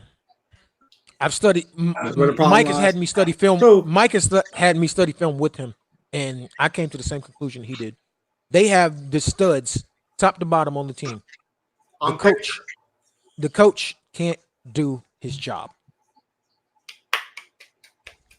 Look, when it comes to the Cowboys, yes, I agree with you. We have talent in every aspect of the football game. But when you can't put it all together, and it shows that you can't win games. Right. Last week, the way they played against the Rams, that was the most complete game I saw them play this season. I agree. 15 weeks too late, but that was the most complete game they played. They did not run away or go away from the run. Zeke and Tony Pollard had over 100-yard game. Dak had to make some throws, and they were on target because he was fresh. He was not, tired out. He was not thrown into double coverage or triple coverage like he normally does earlier in the season.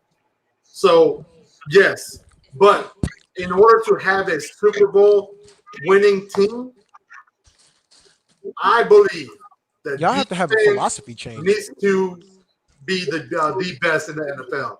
You can have a top 10 offense, but if you have the top 2 defense going into the Super Bowl game, you will win, because you can't win a damn championship without having a defense. Look at the Patriots over the years. That's us. That's the Falcons.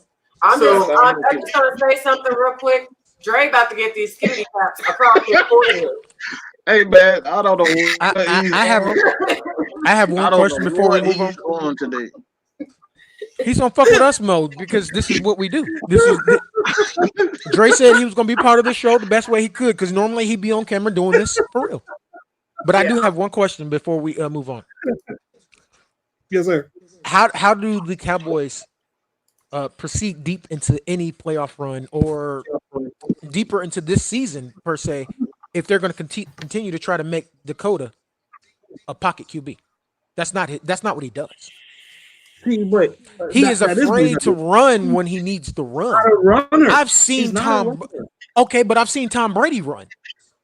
Yeah, well, listen. I guess what when he was trying to do a juke today. He ran last week. He ran 14 yards, but he ran. Can I say something real quick? This will be real fast. There's a difference between a runner and you don't have to be a runner to make the right plays. I think that's the issue.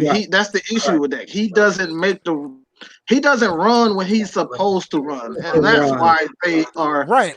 in a lot of trouble. If the pocket collapse and your reads are covered, move. Use your legs. You're an athlete. Get gone. You did it in Mississippi State. Get gone. I agree. I agree there that he should take off a little bit more than he does. But I mean. When my statue of a quarterback, number 2, Matty Ice, ran 17 miles an hour, he can do it easily. You know, Matt Ice is a smart guy, right? So that's it though. That's it. You just said it. Yeah. When his O line keeps him off the ground. You know, like you said, didn't you say earlier that he's only missed like 2 games? You know what I mean? And he's missed 2 games in his whole career. Yes. Right. So durable guy, smart guy, right? Just underappreciated, right? All the way around. Let's just be clear, right? And very underly protected too. Yeah. Slow juke. Dre is having too much. That was actually Brian. Slow juke. That was Brian. Okay. So what I'm saying is though, going back to Dak running, you know, he's got that Carson Wentz problem when he runs. He fumbles that ball, man. Yeah. The Winston lifetime. Ooh, he said Carson Wentz. That's why he doesn't take off as much as he can, because you know when he runs, that ball comes out. Yeah, he has right. He gets loose with the ball. You're right about that. You're right. He has spondylitis. Mm-hmm. His form, he gets loose. Yeah, you're right. What they could do with him more though, like, you know, how many times you watch a Rams game? How many times you see Jared Goff just rolling out and throwing the ball? Like it's every play, right? When he needs to. And that's the thing. They don't. And that's the thing with the running game that we have. We can play off that. Right, that bootleg. Yeah, you can bootleg the death. But they won't call it. They won't call a bootleg. Right. They won't call a moving. They won't shift the line. They won't have the line going one way and Dak follow behind them. They won't call that. Why? Because they're scared. Because maybe no zone reads, no naked bootlegs. Oh no, they won't. No. And then and there's one time that they ain't pulling nobody because they know he's throwing deep. So there's 3 guys back there. Yeah. So they won't do it. They won't call screen pass to save their life. Go back to the first. The first 3 games that when we played. Go back to the run option. Yep. Go back to the run option, and then Dak will find success running the ball because every time that's what Baltimore's doing with Action Jackson, man. That's the thing. They're letting him run his offense. Exactly. Whenever he's handing off to Zeke, that defensive end is crashing down. He has that lane open. Right.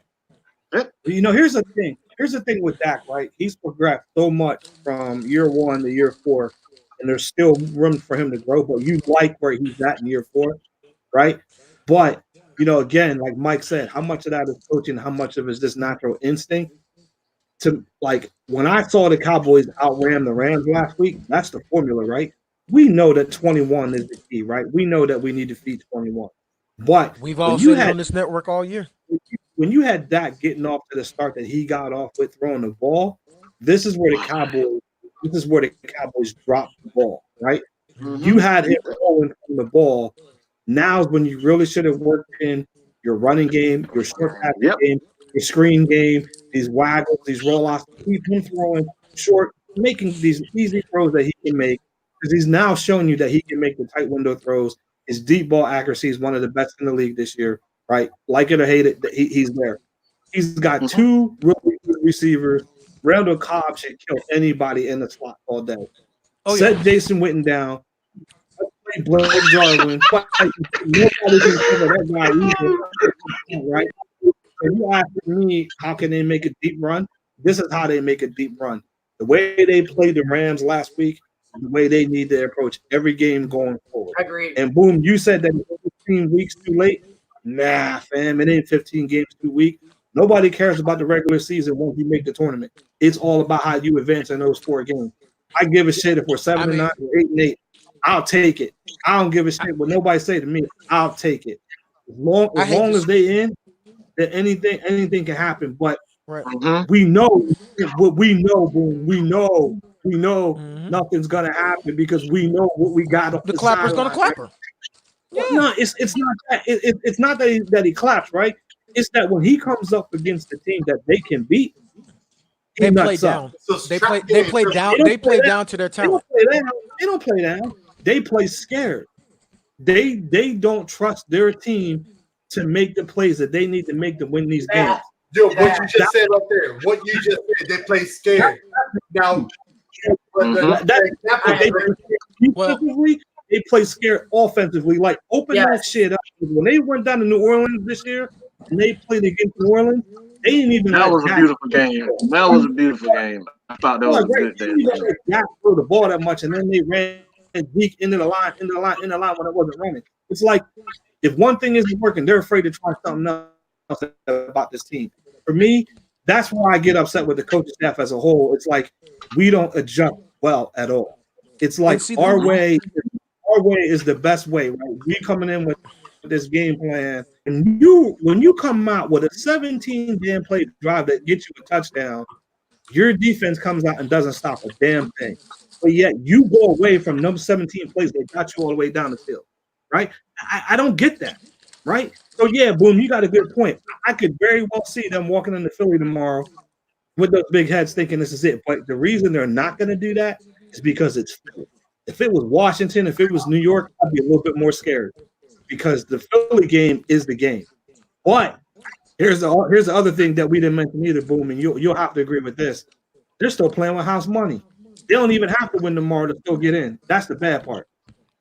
Yeah. Right? Because I don't trust the Philadelphia Eagles the way they're situated right now with how unhealthy they are to win the last 2 games of the season. They struggled with the Giants on Monday night. They should have lost that game. They barely beat the Redskins, and they got to play the Giants again. But this time, Daniel Jones is under center, right? And if these guys can't come back and play tomorrow for them, they ain't coming back for the Giants. Like, this is the game that you want to tough out, right? Like, if you're nicked up, if you can go, tomorrow's game is the game that you want to go because it's a must win for the Eagles.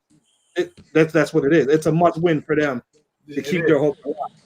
And it's a must win for us sure as well. And then going back to what you said earlier, we play scared, and Dak, you said we play down to the talent. Perfect example is go back to the Chicago Bears game. Yep. Yeah. When we got down by a field goal out in the first half, what did they start doing? They started getting away from the run and started passing the ball like they're going. Like they're down, and it was literally a 1-possession game. It wasn't like you were down by. They could have taken their time, run the ball, get down the field, kick a field goal, and it would be a tight game. If in the best circumstance, you score a touchdown, you take the lead. Right. So I don't understand why they play scared or why they play down to talent because we had the talent to catch up. We have plenty of time. And what last year? What was our bread and butter last year? It was time of possession. Time of possession. And then when they play scared, they put the ball in Dakota. One thing. What happens then? It's a quick 3 and out and now you stop the clock.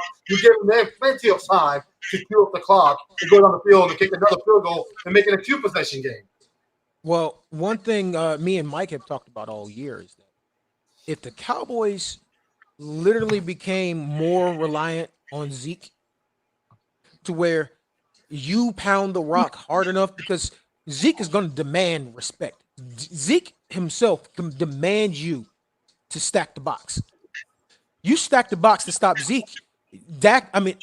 Dakota has shown he can make the throws this year.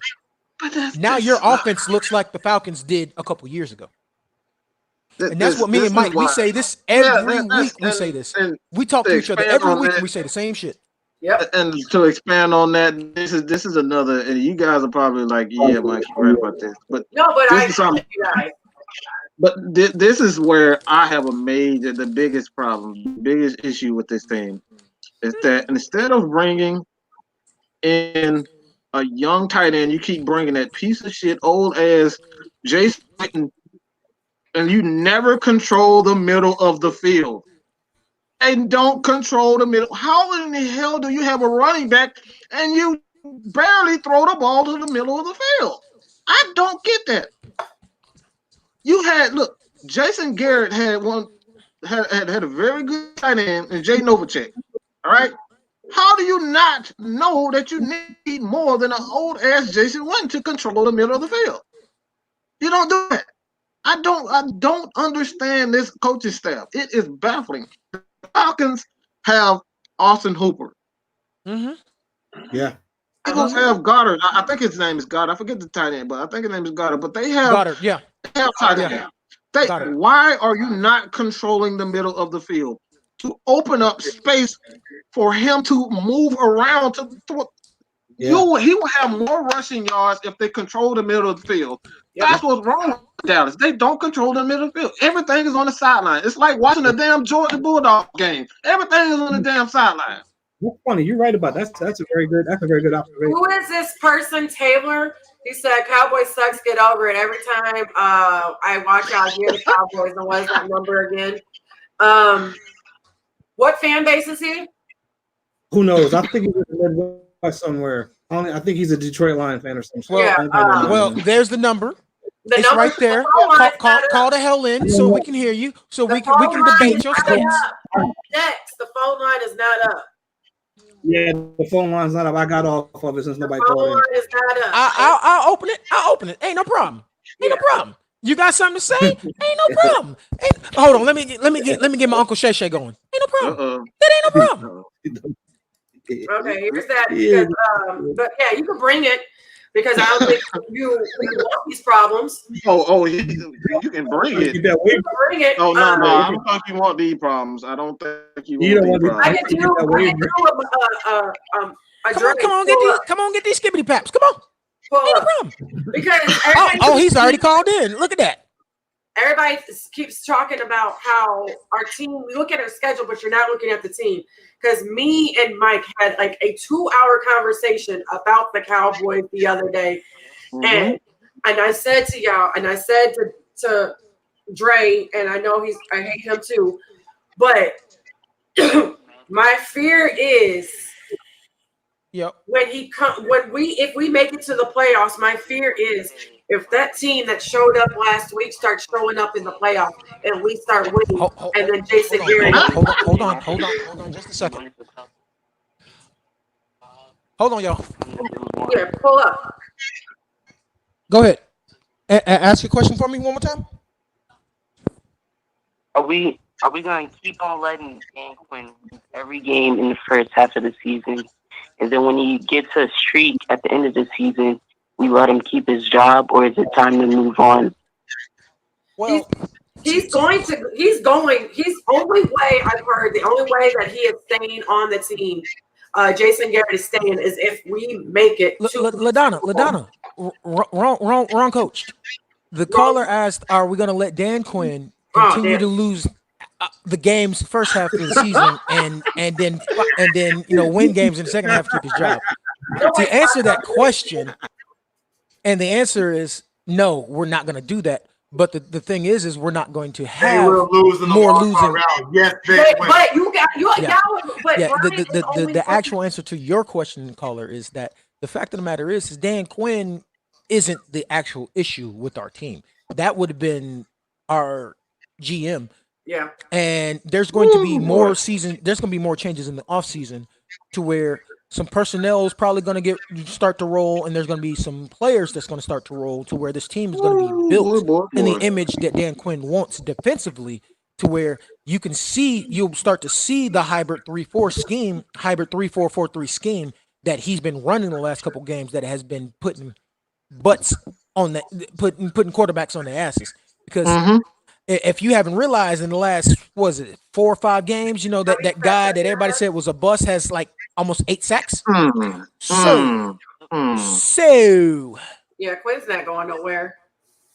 Your GM might. But we do appreciate you calling in. Do you have another question for us? Yeah, one more. One more question. What you got? Would you say we should go for edge rushers in the first round of the draft, or corners? Neither. First round of the draft, we need to solidify the rest of the offensive line. There's the defensive talent in the draft is stacked enough this year to where we can get some quality edge rushers and corners in the 2nd through 7th round. Since we did get another 2nd round pick for Mohamed Sanu, we need to go ahead and get a left side. We need to solidify the left side of the line, just because the right side is stout. Chris Lindstrom is a monster. Ask Cam Jordan about that. Yeah, and to add to that just a bit, I think another thing about so much cap room depth that we can't keep Vic Beasley or Devondre Campbell. I feel like we should go ahead and sign Austin Hooper, and that's it. Hooper's going to get it. Hooper's going to get his contract, and because he is Matt Ryan's safety valve, more than likely we're going to give him what he wants. Devondre Campbell's more likely to be gone than Vic Beasley, because Vic is showing that he can do what Quinn wants him to do. Devondre Campbell showed for the last year and a half that he's hard-headed and he only does what he wants to do until he gets threatened with his job. All right, and so we cut or trade Devontae Freeman. Devontae Freeman probably won't be re-signed because his contract is up at the end of this year. The injuries have kind of put the writing on the wall for free. All right. Tell Mad Mike I'm his favorite fan. Mad Mike is your favorite fan, bro. Appreciate that, dog. Appreciate it. Ain't no problem. He said he appreciates that, and we appreciate you calling in. You got the number. Anytime you want to call in, leave a comment, or ask a question, feel free to just hit us back up. Come on back to the show. Thanks for calling in. I appreciate that, man. Okay, but let me go back to this comment right here. Excuse me. Brian, we've had this conversation. It's on you. Brian, we've had this conversation before. I understand what Mike been having. I've been saying it. This team is not the team that you can sleep on. How much I want us to tank, and I've been saying it. Everybody that follows my page can tank. I want us to tank. But if that team shows up like last week and they play all together, they play defense from start to finish, they run the ball down the team's throat. Last week, the receivers were open 39% of his throws. And that was really high for Dak to be throwing into. So if we get that right there, we can beat any team that comes near us. And I've said this to you before, Brian, and I'm going to say it to you again. Do not sleep on us, even though I don't really want us to win, because I don't want to be that team if we have to be that first team to win. But I understand. You have to understand this team is stacked. We are way too stacked to be 7-7. It's almost looking at a mirror of the Falcons. I told you it's almost a mirror. If they will lose, don't sleep on us, because there is a good possibility that they can come through, and we will run that ball down the throat, and we'll have 200 yards of running backs that game. Don't play with us. Hey, LaDonna, can I drop some fantasy news before you get back to steamrolling? Yeah. All right. I'm back. You- Yeah, All right. and I'm just saying, you can guarantee it all you want. You can try to guarantee it, but you also told me to bench Yeah, Edelman man. too, and he got me some points. So next, Ooh, shit. All right, LaDonna, before you get to steamrolling the rest, LaDonna, before you get to steamrolling the rest of our chat, By default, I have some fantasy news for those in the championship games for their leagues. Players that are By going to be out default? next by default, of course. Players that are going to be out tomorrow include Dwayne Brown, AJ Green. For those who have the defenses, Kiko Alonso, Larry Warford's going to be gone. Von Bell is not going to be there. Adam Humphries will not be there. Adoree Jackson, that's a speed burner. He won't be there. Richie Incognito shouldn't be in the league, but he ain't playing tomorrow. Josh Jacobs is not going to be there. Taylor Gabriel is hurt, will not be there. Lane Johnson, hurt, will not be there. And my favorite cowboy of them all, Country Strong himself, Leighton Vander Esch, will not be playing tomorrow. Madonna, carry on with your rant. And I think with the Vander Esch, like I said last week, that neck injury is something more serious than what they're saying it is. Yeah, because he's missing a lot of games. Because if it was just a neck sprain or whatever, he would have been gone 2 weeks and been back. But it's been now? This will be his fourth game, fifth game. Yeah. So I think it's something more serious than what they're letting us believe what it is. So I hope Vander Esch is okay. I hope that he can return. Yeah. But I do want him to take care of that neck injury because that neck injury can be brutal. So years down the road. Yep. So take care of that first. So let me say this: come back fully healthy, not 90% or 80%. Yeah. No, 100% healthy. Get two or three opinions on that neck before coming back. And B Jones, to answer your question, you thought Edelman was hurt. He returned tonight. Oh yeah, he knows. Yeah. I let him know. Let me say something about this Cowboy Eagle game and the Cowboys advancing. I think Dak's injury, could be a blessing in disguise as well. Yeah. If he has any limited range of motion, they might not be so inclined. They're going to be forced to feed the beast, and they might be forced to not only feed the beast, but also give the ball to Tony Pollard as well. They really need to incorporate that. And that's it. And I think that's what's going to happen. They're going to carry over. They will attempt to carry over that winning formula that they put out last week against the Rams and do it again against the Eagles. Because I really think. Are you telling me that the Cowboys might be implementing the old DVD concept that the Falcons had with the Duck It Vic Dunn, except for y'all gonna have Dak, Tony, and Zeke? Yeah. Dear Lord. That's and I really think that's what's gonna happen. They're gonna feed the run game to the Eagles because I don't think the Eagles can stop both Zeke and Tony Pollard going on the edge. I agree. So if y'all unveil the DVD concept, I don't think they're really going to. And Amari Cooper has always had their number ever since he came to the Cowboys. Yes. If y'all unveil the DVD concept, I'm done. Y'all got it. Listen, I'm telling you, that's what they really need to do. They need to incorporate that run game. They need to incorporate the screen game to both of them. Short passes, swing passes out of the backfield to them, like they did last week with Zeke. Just not like the Falcons. Pollard don't overdo it. They need to get Pollard involved a little bit more as well, because that's going to keep Zeke fresh. Yep. When they really need him to finish the game off.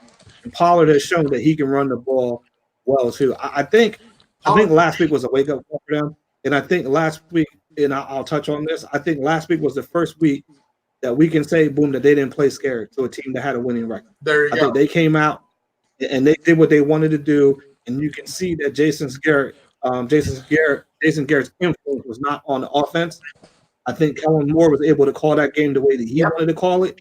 And I think we saw a difference there, and I think that's what they need to do a little bit more. I think Jason Garrett. I agree with that, but the way we started the game, I was screaming for the first 5 minutes because we kicked the ball out of bounds on the kickoff. So you think So as soon as that happened, I was like, "Oh, we lost already. We ain't coming to play Oh, this." I did too. So you think? Oh, this is the type of game we gonna play? And now we did that twice in that game. So y'all think because you finally won against a winning team that's going to be that building block you needed to steamroll or? See, that game I don't think it has anything to do. It's going to put down the foundation of how we need to play going forward. And but will it be accomplished? That's the thing. That is yet to be seen. Now, I said that fit because of how we played against the Rams. We're going to go into Lincoln Financial and we're going to be the cockiest motherfucker. Arrogant, yeah, right. And we're going to get our, we're going to hit in the mouth. So now, you know what though? I'll say this: if they do walk into Lincoln Field arrogant and cocky, good for them, because they really don't have anything arrogant and cocky to be about, right? Right. But if they feel that they got that swagger back, good for them, because I think this year that's what's been missing. I don't think we've seen them go anywhere else thinking that they're going to win. You know what I'm saying? Exactly. So if they got that confidence, good for them. Ride that, because if that's what they need, that's what they need to get up. Well, listen. See, the jet game, to me, that's coaching, right? You let a quarterback that just came back from mononucleosis stand back there and throw the ball. We didn't do anything to pressure the kid. We didn't do anything to make. Same thing with Trubisky. We played a freaking two deep shell. Man, right? We look like I can beat the two deep shell sitting on the couch. We look like the Monty Python-led defense Cowboys against the Chicago Bears. How many times did Troy Aikman just say, what he's seeing pre-snap is what he's going to get on the snap? And then last week they finally changed it up and they did some different things. Come on, it's really not that hard. Different things. It's your job to try different things to get the players to execute. It falls on the players too, man. Not being where they're supposed to be, not tackling. I mean, coaches don't tackle now, right? Coaches don't miss field goals. So players got to take some of this as well. A lot of it has. Oh yeah, they did. Yeah, I did. I have one question. Well, I have something to ask because we need to address the elephant in the room. Then this is a double-edged sword. Yes, because the players literally could be saving Jason Garrett's job if they do what they're supposed to do. No, it's not done. He's done. Like I said, he's gone. It doesn't matter. It doesn't matter what happened. He's done. He's done. I don't even think that's going to save him. I don't remember seeing Jason Garrett this damn angry. I'm not Jason Garrett, but Jerry Jones. I've never seen him this angry. Yeah. He hasn't been this angry in a while. No, a long time. When I was angry, he cut Wade Phillips in the middle of the season. Did he not? And that's where Jason Garrett. You're right, Bull. Yes, he has been this bad, for some whatever reason. I mean, he's been mad. He's never been boom mad before, so that don't count. The only reason I think he's allowing him to go is because this is his last year of his contract. I think if he would have had more years in his contract, he would have been fired. He would have been fired after that. So I agree. Quick question before we, I guess since we went over time, who do y'all want as Cowboys fans? Who do y'all want as head coach next? Let me before I answer that, let me say something.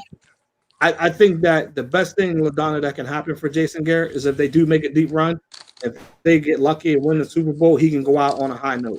I don't think there's any way that he. I was just thinking that. Yeah, I think it's over. I think 10 years has been long enough. I think that there's should have been fired in 2013. God damn. Well, listen. See, when you take, like Mike, you say you're the numbers guy. When you look at everything in totality, he hasn't been a bad coach from a numbers perspective. No, he really hasn't. Yeah, I mean, he owns the NFC East. I mean, it's ridiculous. He could have been better. He owns Doug. Well, could he have been? No. I mean, that's the thing. You know what I mean? Like, if he actually would have tried to coach his team and help them progress, to grow, yeah, he could have been a better coach. I don't know, man. I think he's coaching. I think his coaching because you said you said it yourself. He has not developed talent. He hasn't. Yeah, if he would have developed a lot of the gems that were drafted to Dallas, Y'all would have been the juggernaut y'all used to be. Yep. But I'm just saying. I'll say this though, right? I'm gonna call a spade a spade. Since Jimmy Johnson, that has not been done here in Dallas. Facts. Yeah. So I'll say this to you to segue into your question: who do we want as coach? I think as a fan, you have to be careful about what you wish for because you see, including you just might get it right. And you bring in a new coach, and then you go backwards, right? Then everybody's going to be thinking, "Oh shit, we should have kept this here." Yes. Right, because not everybody's going to have the first 2 season looks that my head coach had, and then everybody's looking at him crazy when he doesn't do it again. I'll be the first one in line calling your ass out for saying, "Oh, he should have been fired a long time ago. Now we wish we had him back." So you ask him. I'll answer that question. To me, I think Josh McDaniels is my guy if it's coming from the NFL, or bring me somebody that's a defensive coach but has a hard personality. I need somebody that's going to come in and not give a fuck about these guys. You mean a Rex Ryan? We need a Rex Ryan. We need a Rex Ryan. Alpha male. You mean a Rex Ryan? Yeah, you Josh is not an alpha male. Rex Ryan, Jerry Jones. Rex Ryan, Jerry Jones, just with a Ryan name. Nightmare. All he does is That's talk. a worst nightmare. That's his worst. Yeah, you have a point because Rex ain't gonna take no bullshit. Jerry ain't gonna take no bullshit, and Rex is gonna want power for. He's gonna want the power to build his team the way he needs to build it. Ain't happening. You right. Bring me an alpha male. That's what I need. I need somebody that's alpha. Somebody that's gonna. I don't really need them to worry about the Jerry Jones because Jerry Jones is gonna be Jerry Jones. I understand that Jerry Jones is a horrible general manager, but Jerry Jones is one of the best owners the NFL has. Period. Yeah, right? that is true. So but we're gonna let Jerry. But in order to Jerry be Jerry, bring me. You just gotta let Jerry be Jerry. I get you. I got you. In order for us to even have an alpha male here, Jerry needs to allow that guy to be the alpha male. Because you're gonna have 2 alpha males going at each other. Right. Because one's gonna want control, the other one won't give up control. Listen, it's a big difference. I could be a ball team, and I don't always how I want to coach it. If I'm not trying to be a general manager and a coach, me and Jerry ain't gonna have no problem. There's enough for 2 alpha males in that situation. What you had when you had a Jimmy Johnson, you had somebody who was really good at personnel decisions as well. See, let's not forget that Jimmy Johnson was a great coach, but he also was good at personnel because he built that roster. Right? Everybody was like, "Who the hell is Russell Wilson?" Correct. So you can go out like Ron Rivera probably would be a good candidate because he's not going to want control over personnel and things like that. He's going to get that. So instead of an alpha, wouldn't you need technically a beta? Because as long as Jerry's the GM, an alpha is going to be in charge of personnel. But Jerry's not in charge of personnel though. That's the problem. Yeah, he's not. He's a GM, but he's not. He's not in charge of personnel. Steven Jones and Will McClay. Yeah, Steven Jones and Will McClay have been running this team for the last 45 years. Yeah. Right. Let's get that cleared up. So that's why I'm saying you just gotta let Jerry be Jerry. You just have to be okay with Jerry doing press conferences and doing a radio show. And that really doesn't, as a coach, that really doesn't concern you. It's really, when does he ever talk about his coach? Like you said, like you ain't in a long time. Anything about his coach or anything like that, right? He from the. So he had said to the team, I evaluate them, and he's never going to fire himself. Take an evaluation, then take the GM title away from yourself and give it to Will. Yep. Really? That's going to Mike, get your fan. Mike, get your fan. That would be more. That's and all the people that hate the Cowboys be like, oh, now you got a real GM. But if you really follow the team and you know these things, then that's really not a big deal. You really just need you need a taskmaster. Maybe alpha is not the right term. Dex, maybe a taskmaster is better. Okay. Somebody that's going to come in and hold these guys. Somebody's going to hold them accountable. I got you. Yeah, that's better. Deserves money just because Goff and Wentz got paid. Yes. we said this several weeks ago, where because Goff got his money, that just set the bar for the next player to beat that contract. And it's not going to be 25 to 30 million. It's going to be more than that. So it's going to be almost 40. So whenever that gets paid, it's going to beat Goff's money. Yeah, it's going to be about 35 million. And that's all it's doing. That's what I said something well. We said several weeks ago, all it did was set the bar for the next person to beat it. Yep. Just like how Zeke got paid in all season. That just setting up Saquon Barkley to beat it whenever it's time for him to sign the contract. Yeah. So that's all it's doing. Oh, man. Yeah, pay attention to the market. At least if you don't know everybody's contract, at least know the last three. Because that's what me or Mike said. At least know the last three of that position. 25 to 30 mil, he's not even going to accept it because even his right now, if they franchise tag him, it'll be about 34, 35 million right now, like that for that season. So 25, 30 million, you're throwing him under the bus. And his numbers this season have been way better than Wentz and better than Goff. So he's not going to think about accepting it. I can see him getting 37, 38. Blame Jeff Fisher for the Goff crash. You can't blame Jeff Fisher for all of that because right there, he could be. Goff has the potential to be okay, but they overpaid him too early. They paid him thinking he was going to be like a Patrick Mahomes. And they also paid him thinking that paid him thinking that Todd Gurley was going to continue to be Todd Gurley. They just had too much confidence, and they had way too much confidence in McVay. McVay was never a guru. McVay's offense worked as long as Todd Gurley was healthy. Yes, without a healthy Gurley, that ended that. Preach. Because there's another guy that has not adjusted. Everybody is adjusted to the Rams, but that's a guy that has not adjusted. That's a guy that walks around thinking he's the smartest guy in the room. Preach. And he's not. Like he got out coached by Jason Garrett, but nobody said that last week, did they? Nope. But now if the Rams had won, McVay out coached Jason Garrett. I'd never say that. If the Rams would have had won, I would have just said the players wanted it more. But there you go, right? Because for the 7-7 record, Jason Garrett's taking a lot of heat, but he's damn sure didn't get hardly any credit last week. He got made fun of for showing the videos and all that. You got to give him credit too, right? I mean, if we're going to harp on him, Jason Garrett I never thought he was a bad coach. I just thought he plays down in big moments, and that ruins. Like that kills the team when he plays down in big moments. Right, and I think that's a misconception people have about me because I am hard on a lot of things and teams and people that aren't with my squad. And I'm harder on my team than anybody. But I don't think Jason Garrett's a bad coach. I just think his tenure. I think his tenure has run its course. Yeah. He doesn't fit what Dallas has to offer anymore. Right. There it is. Because when he goes somewhere else, and believe me, he will go somewhere else.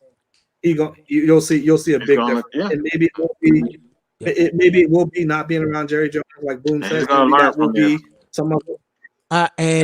My only word of advice to Cowboys fans that aren't you, Pat, you, Ladano, or you, Boone, stop asking for Urban Meyer to be y'all fucking head coach because you're gonna learn that there's a horror story behind that fucking man. I told you earlier, I do not want that guy anywhere near my sideline. No way. I don't either. No way at all. Because Patrick just said it best. Be careful what you ask for because the road to get what you ask for can be very painful sometimes. And whoever I don't want Urban. You can take that bull not somewhere too. I'm saying again, I don't want him. Dre, you said Mike McCarthy. I'm not sure how Mike McCarthy would work in Dallas. That you got to ask these Dallas experts. Absolutely not. I don't think he'll fit our system at all. Nah, get him out. Move, keep it moving. Yep, just like Marvin Lewis and Cincy, it was just time to go. Yeah, perfect. Sometimes you just got to know when to fold them, right? Yep. Jesus. No one. But Carson Wentz right, 35 times this season. Jesus. Yeah. 35 I'm gonna say times? something to Ladon. Wait, what? Carson Who Wentz sacked 35 times? Oh yeah. 35 times. You see how many times he fumbled? Yeah, I was looking for that. I was looking for this fumble numbers actually. So I know he had 7. It's extremely. Shit! How many times has he fumbled? I'm looking it up now. It's a lot. I know it's a lot, but I do. I'm looking it up now. Fumbles 2019. Shit, 8. Jesus, yeah, he has 7 interceptions. Wow, I didn't know it was that high. Jeez. Yeah, I knew he has fumbleitis this season, and everybody he's got Matt Ryan-itis this season. I've been knocked the hell around this. Yeah, that's why, because he don't have a line to protect him. Check out, Mike. If you're in the group chat, Mike, check out the stats I just sent over. It's on the last 16 games for Jared Goff, Carson Wentz, and Dak Prescott. I'm looking at that. That's Dakota. So when Dakota in completion percentage, Dakota in passing yards, Dakota in passing attempts. Listen to me. This is why I get a kick out when we always have this Wentz versus Dak debate. It's really it's because of the passing touchdowns, the touchdown to interceptions. If I pull up the career numbers, Dak has better career numbers than both of them as well. And that was coming this season. But see, for me, what kills it is one has 5 fumbles and one has 16. There it is. And that's just over the last 16 games. And then they put this out every week. Hold on. Let me see who said that. Oh, B. Jones said that. B. Jones said Urban Meyer is a good person. I mean, he's a coach, but his wife and kids are trash individuals. Wow. God. I tried to tell you that earlier. Remember, I was saying. I don't follow the Urban family because they all are ass to me. He's a Florida guy, so fuck him. Him, the old ball coach, fuck all them dudes. Dan Mullen, all them niggas. All of them. Stuck all that. Remember that assistant coach they got Stockholm syndrome? Yeah. All that. Remember that? Yeah. I said his wife, Urban Meyer's wife, was the nurse at Ohio State. The wife went to her. So she had an obligation as an employee of the university to report that. You know what? See, Ohio State has way too many issues for me, because not only do you have that situation, we not gonna bring up the Jim Jordan shit too. So for me, when people say Ohio State, I always cringe because that situation you just named, the Jim Jordan shit, man, please. But people bitched about Penn State. Right, preach, bro. Can you imagine what Zeke would do with Urban Meyer as his coach? Hit him. Silence. Hit him. Right, Mike? You understand where I'm going, right? I already know where you're going. I know. Dre said he lit him up on episode 117. Oh, no. B. Jones said he lit him up on episode 117 2 years ago. Yeah. Well, clip that up for me, B. Jones. We can put that on the end of the year show. People need to hear that. Whoa. Could you imagine how he would act off the field? That's all. I'm gonna leave it at that. He do what the fuck he want to because Urban's gonna try to protect him. Yep. Like he did. Man, look, I don't even want to get into it, bro. No, you don't want to get covered up rapes, domestic violences, money laundering. Yep. What the fuck? They did a lot. Money laundering and obstruction of justice. God damn, them bad charges. Ohio State is one of the worst universities there is. I'm telling you, it's ridiculous. Like the stuff that they get away with. But I'm reading this last comment, and 2 of those are like flat out 15 to 20 years Fed charges.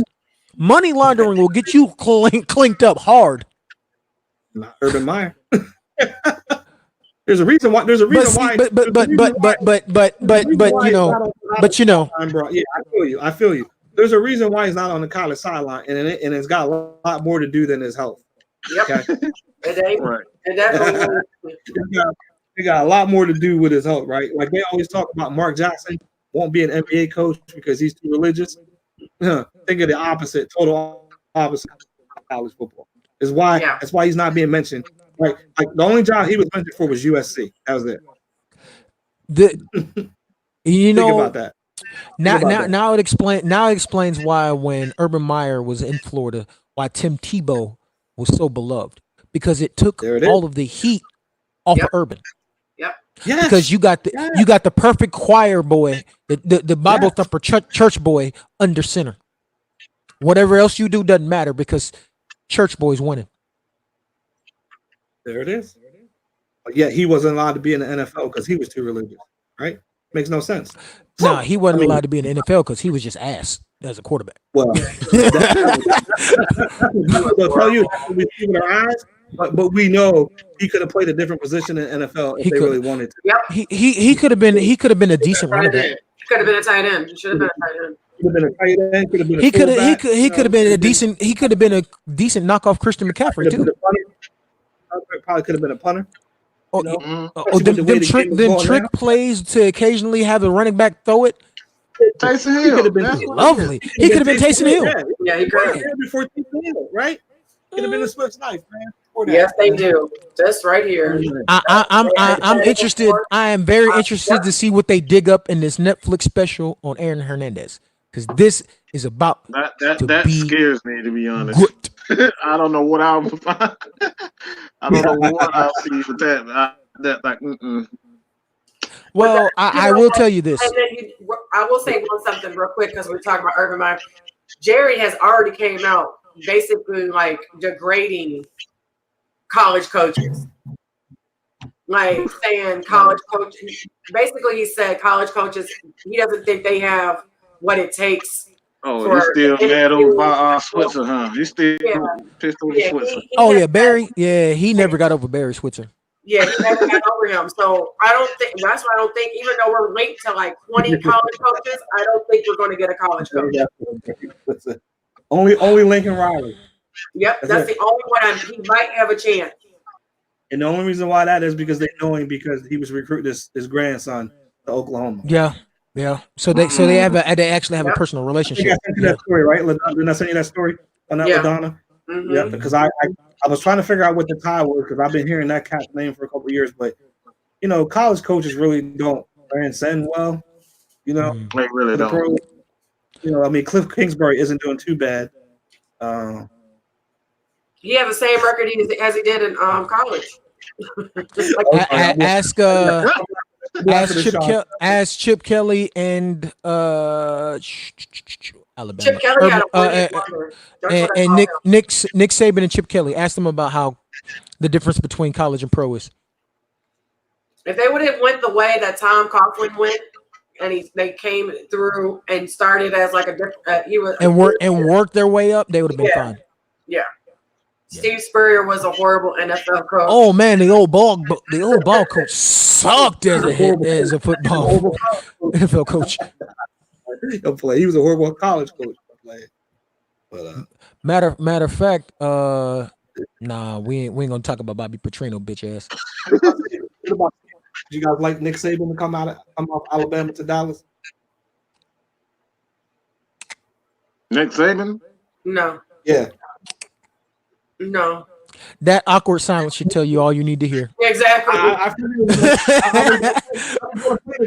gonna play the cricket. He's worshipped in Alabama. That'll be hard for him to. Nick Saban is the devil in Alabama. They're not gonna let him go for nothing. Nothing. Yeah, I know that. He's gonna have to die. If there was a chance for the Cowboys to get Nick Saban, it would have been the same situation as with Jimmy Johnson. Because Nick Saban, like you said, Jimmy Johnson also knew how to recruit, how to get personnel around him. Nick Saban is the same way. So Nick Saban would want that control as well over the personnel. Yeah. And then they would clash again. Yeah, that's a great. So right. Jerry Jones like, nope. And the fun and the sad thing about that is Jimmy built the team and the team won in spite of because Jimmy was let go and then they won with the roster that he built. Yep. And all you can hear Jerry now saying, "See, told you we didn't need you." Yep. And bitch, this is my team. And then fast forward a decade later when Bill Parcells was brought in, he built that team. And then he said, "You know what? I'm done with this, Jerry Jones." He left. And then Wade Phillips took that team to a 13-3 record, whereas Bill Parcells went 12-4. That's true. I think I opened up a can of worms. My bad. Yeah. So I guess we should just go ahead and pencil in Ron Rivera as the next Cowboy head coach. I mean, hey, that's y'all team. I really that's y'all team. Based on what Ron Rivera was dealt in Charlotte, he deserves a better roster than what he had. Yeah, I think his personality. I really think that Ron Rivera can do something over here. I do. I think he can. I think he can because the Riverboat Ron. The only problem I have with Riverboat Ron is sometimes he outthinks himself. He will gamble when he doesn't need to gamble, to where it's like, just double Julio. No, I'm not going to double. Just double. No, I'm not going to double Julio. No, I'm not going to double Julio. He got 400 yards now and 400 yard receiving, and you still won't double Julio. Like, what the hell are you doing? No. Not better yet. The thing that got me with Riverboat Ron is, I'm a single cover Julio. That's fine. You got a corner on him. No, I got Luke Kuechly on him. Yeah. Luke Kuechly is all world at linebacker. Yes, he is. But he can't cover Julio fucking Jones. A Lamborghini can't cover Julio fucking Jones. What? I had to put my fan hood down and put my Mike, answer that question. What's your your number one fan wants to know what's your Facebook? Michael Anthony Lanson. Michael Anthony Lanson. Hit me up on Facebook, man. I'm country ass. Yo, country ass. I was like, did you even? I'm here to warn you. Yeah. My personal Facebook is well. Matter of fact, let me handle this. There is a reason why Mad Mike is called Mad Mike. If you friend him on Facebook, you will understand completely why I gave him the name Mad Mike over 6 years ago. Yeah. Go add him with caution. Matter of fact, do not add Mad Mike if your family is on your page, if your kids are on your page, if you got cousins on your page, if you got underage minors on your page, if you are worried about your perception. This is for Dre. This is for you, Dre. All right, that's for you. Mike doing it with Isaiah Thomas. Jumping in the sand. And this time I agree. And this time I agree with my brother Dre. Mike is the undisputed asshole champion of the world. And when I see him, I'm gonna give him the strap. Like, yeah, we need to find a belt, a championship belt. I'm gonna buy the belt. Hey Dex, I got you $10 if you can find a belt and make a custom belt. For Mike. Yes. No problem. Ain't no problem. Oh man. Mike. And if let's do this, you have to wear it on every single show, or have at least hanging up behind you. Matter of fact, I got a there it is. Yeah, we need you to have. Let's do this before we get out of here. Everybody, tell everybody when your shows, the name of your show, and when your shows are on, and then we'll sign off. That can do that. I don't All right, do it. I got you. Well, you can catch me. Y'all don't see Dre, but you can catch me, Dre, and Mike every Tuesday night, 8 p.m. Eastern Standard Time, right here on Strictly Prohibited Network, on the YouTube, on the Facebook. If you want to find us on the Twitters, it's SP_Network1. Red Cup Rents. This is what we do. We talk sports. We talk life. We literally have red cups. We sip and we just talk as three. It's supposed to be four, but we talk as three grown men. Shout out to Phil, who's usually working. They work my brother to death. Man, yeah, they do. Yeah, and Phil is an EMS. He is an EMS dispatch. So when I tell you, he doesn't really ever get an off day. Keep my brother in your thoughts and send him good vibes because thoughts. The thoughts. THOTs, boom. Yeah. Well, look, I will say it this way because Phil believes in bald-headed hoe shit. So all 2020, Phil's gonna be doing ball-headed hoe shit. So it's on the Kraken. I got you. 2020. But this is where you find us right here. The same snick time, same snick station, just a different day on Tuesdays, 8 p.m. right here. And we will be back next week. We're not doing one Tuesday because Tuesday is Christmas Eve. We'll be back next week with an end of the year special. And since we've had a few super shows of late, the one group that we did not have on our show was the Hodgepodge show. So I'm sending a personal invitation to the Hodgepodge show to come crash the show with us on New Year's Eve. One of us. He said one of us with one, and if you can get both, that'd be good too, because we have a whole show to make fun of Sean for not coming to his own show. He's so mad right now. I was crying when I missed that. My bad. About an hour ago. Hold on, my bad. I also have to do a little bit of housekeeping because that's my job. In the Zone with Brian Jones returns in 2020. Don't do it. Don't do it. Go in the zone with Brian Jones returns in 2020. The podcast with an edge is back and better than ever. He's taking y'all on a ride. Y'all never forget. He's coming back with a vengeance right here. Strictly Prohibited Network. We'll let you know the time. We'll let you know the date. And just know, everybody you see on the screen will be on there eventually. And we not coming with no weak sauce. We coming to rip the roof off. So be here. Be prepared, be ready, because ain't none of us got no goddamn filter. This is Strictly Prohibited Network. We say what everybody's afraid to say. As our big brother would say, Dre, pull up. Just saying. I'm trying to read. Chain reaction. It's y'all turn, baby. I am Boom. This is Mimi. And we from the Chain Reaction. We are live after every Cowboys game, preseason or not. And then once the season's over, we're gonna make an appearance, once a week or once a month, just to keep talk about what's going on in the Cowboys world. But for right now, live after every Cowboys game, just to see. Well, y'all just log in to see my reaction. Because when the Cowboys lose, boom! I have a question for you. Are y'all still on deck for the draft special that we talked about? Yes. Oh shit! It's on and popping, baby. Why would you might have had to work? I don't fucking know. He might. I can take off. What the fuck are you talking about? Well, never mind working, man. Take off. You got the PTO. Excuse me, we have one more show to talk about. And you finally going to announce it? Yes, me and the ladies, me, Nikki, and Kim are going to do a show. It's going to be called Champagne Conversations.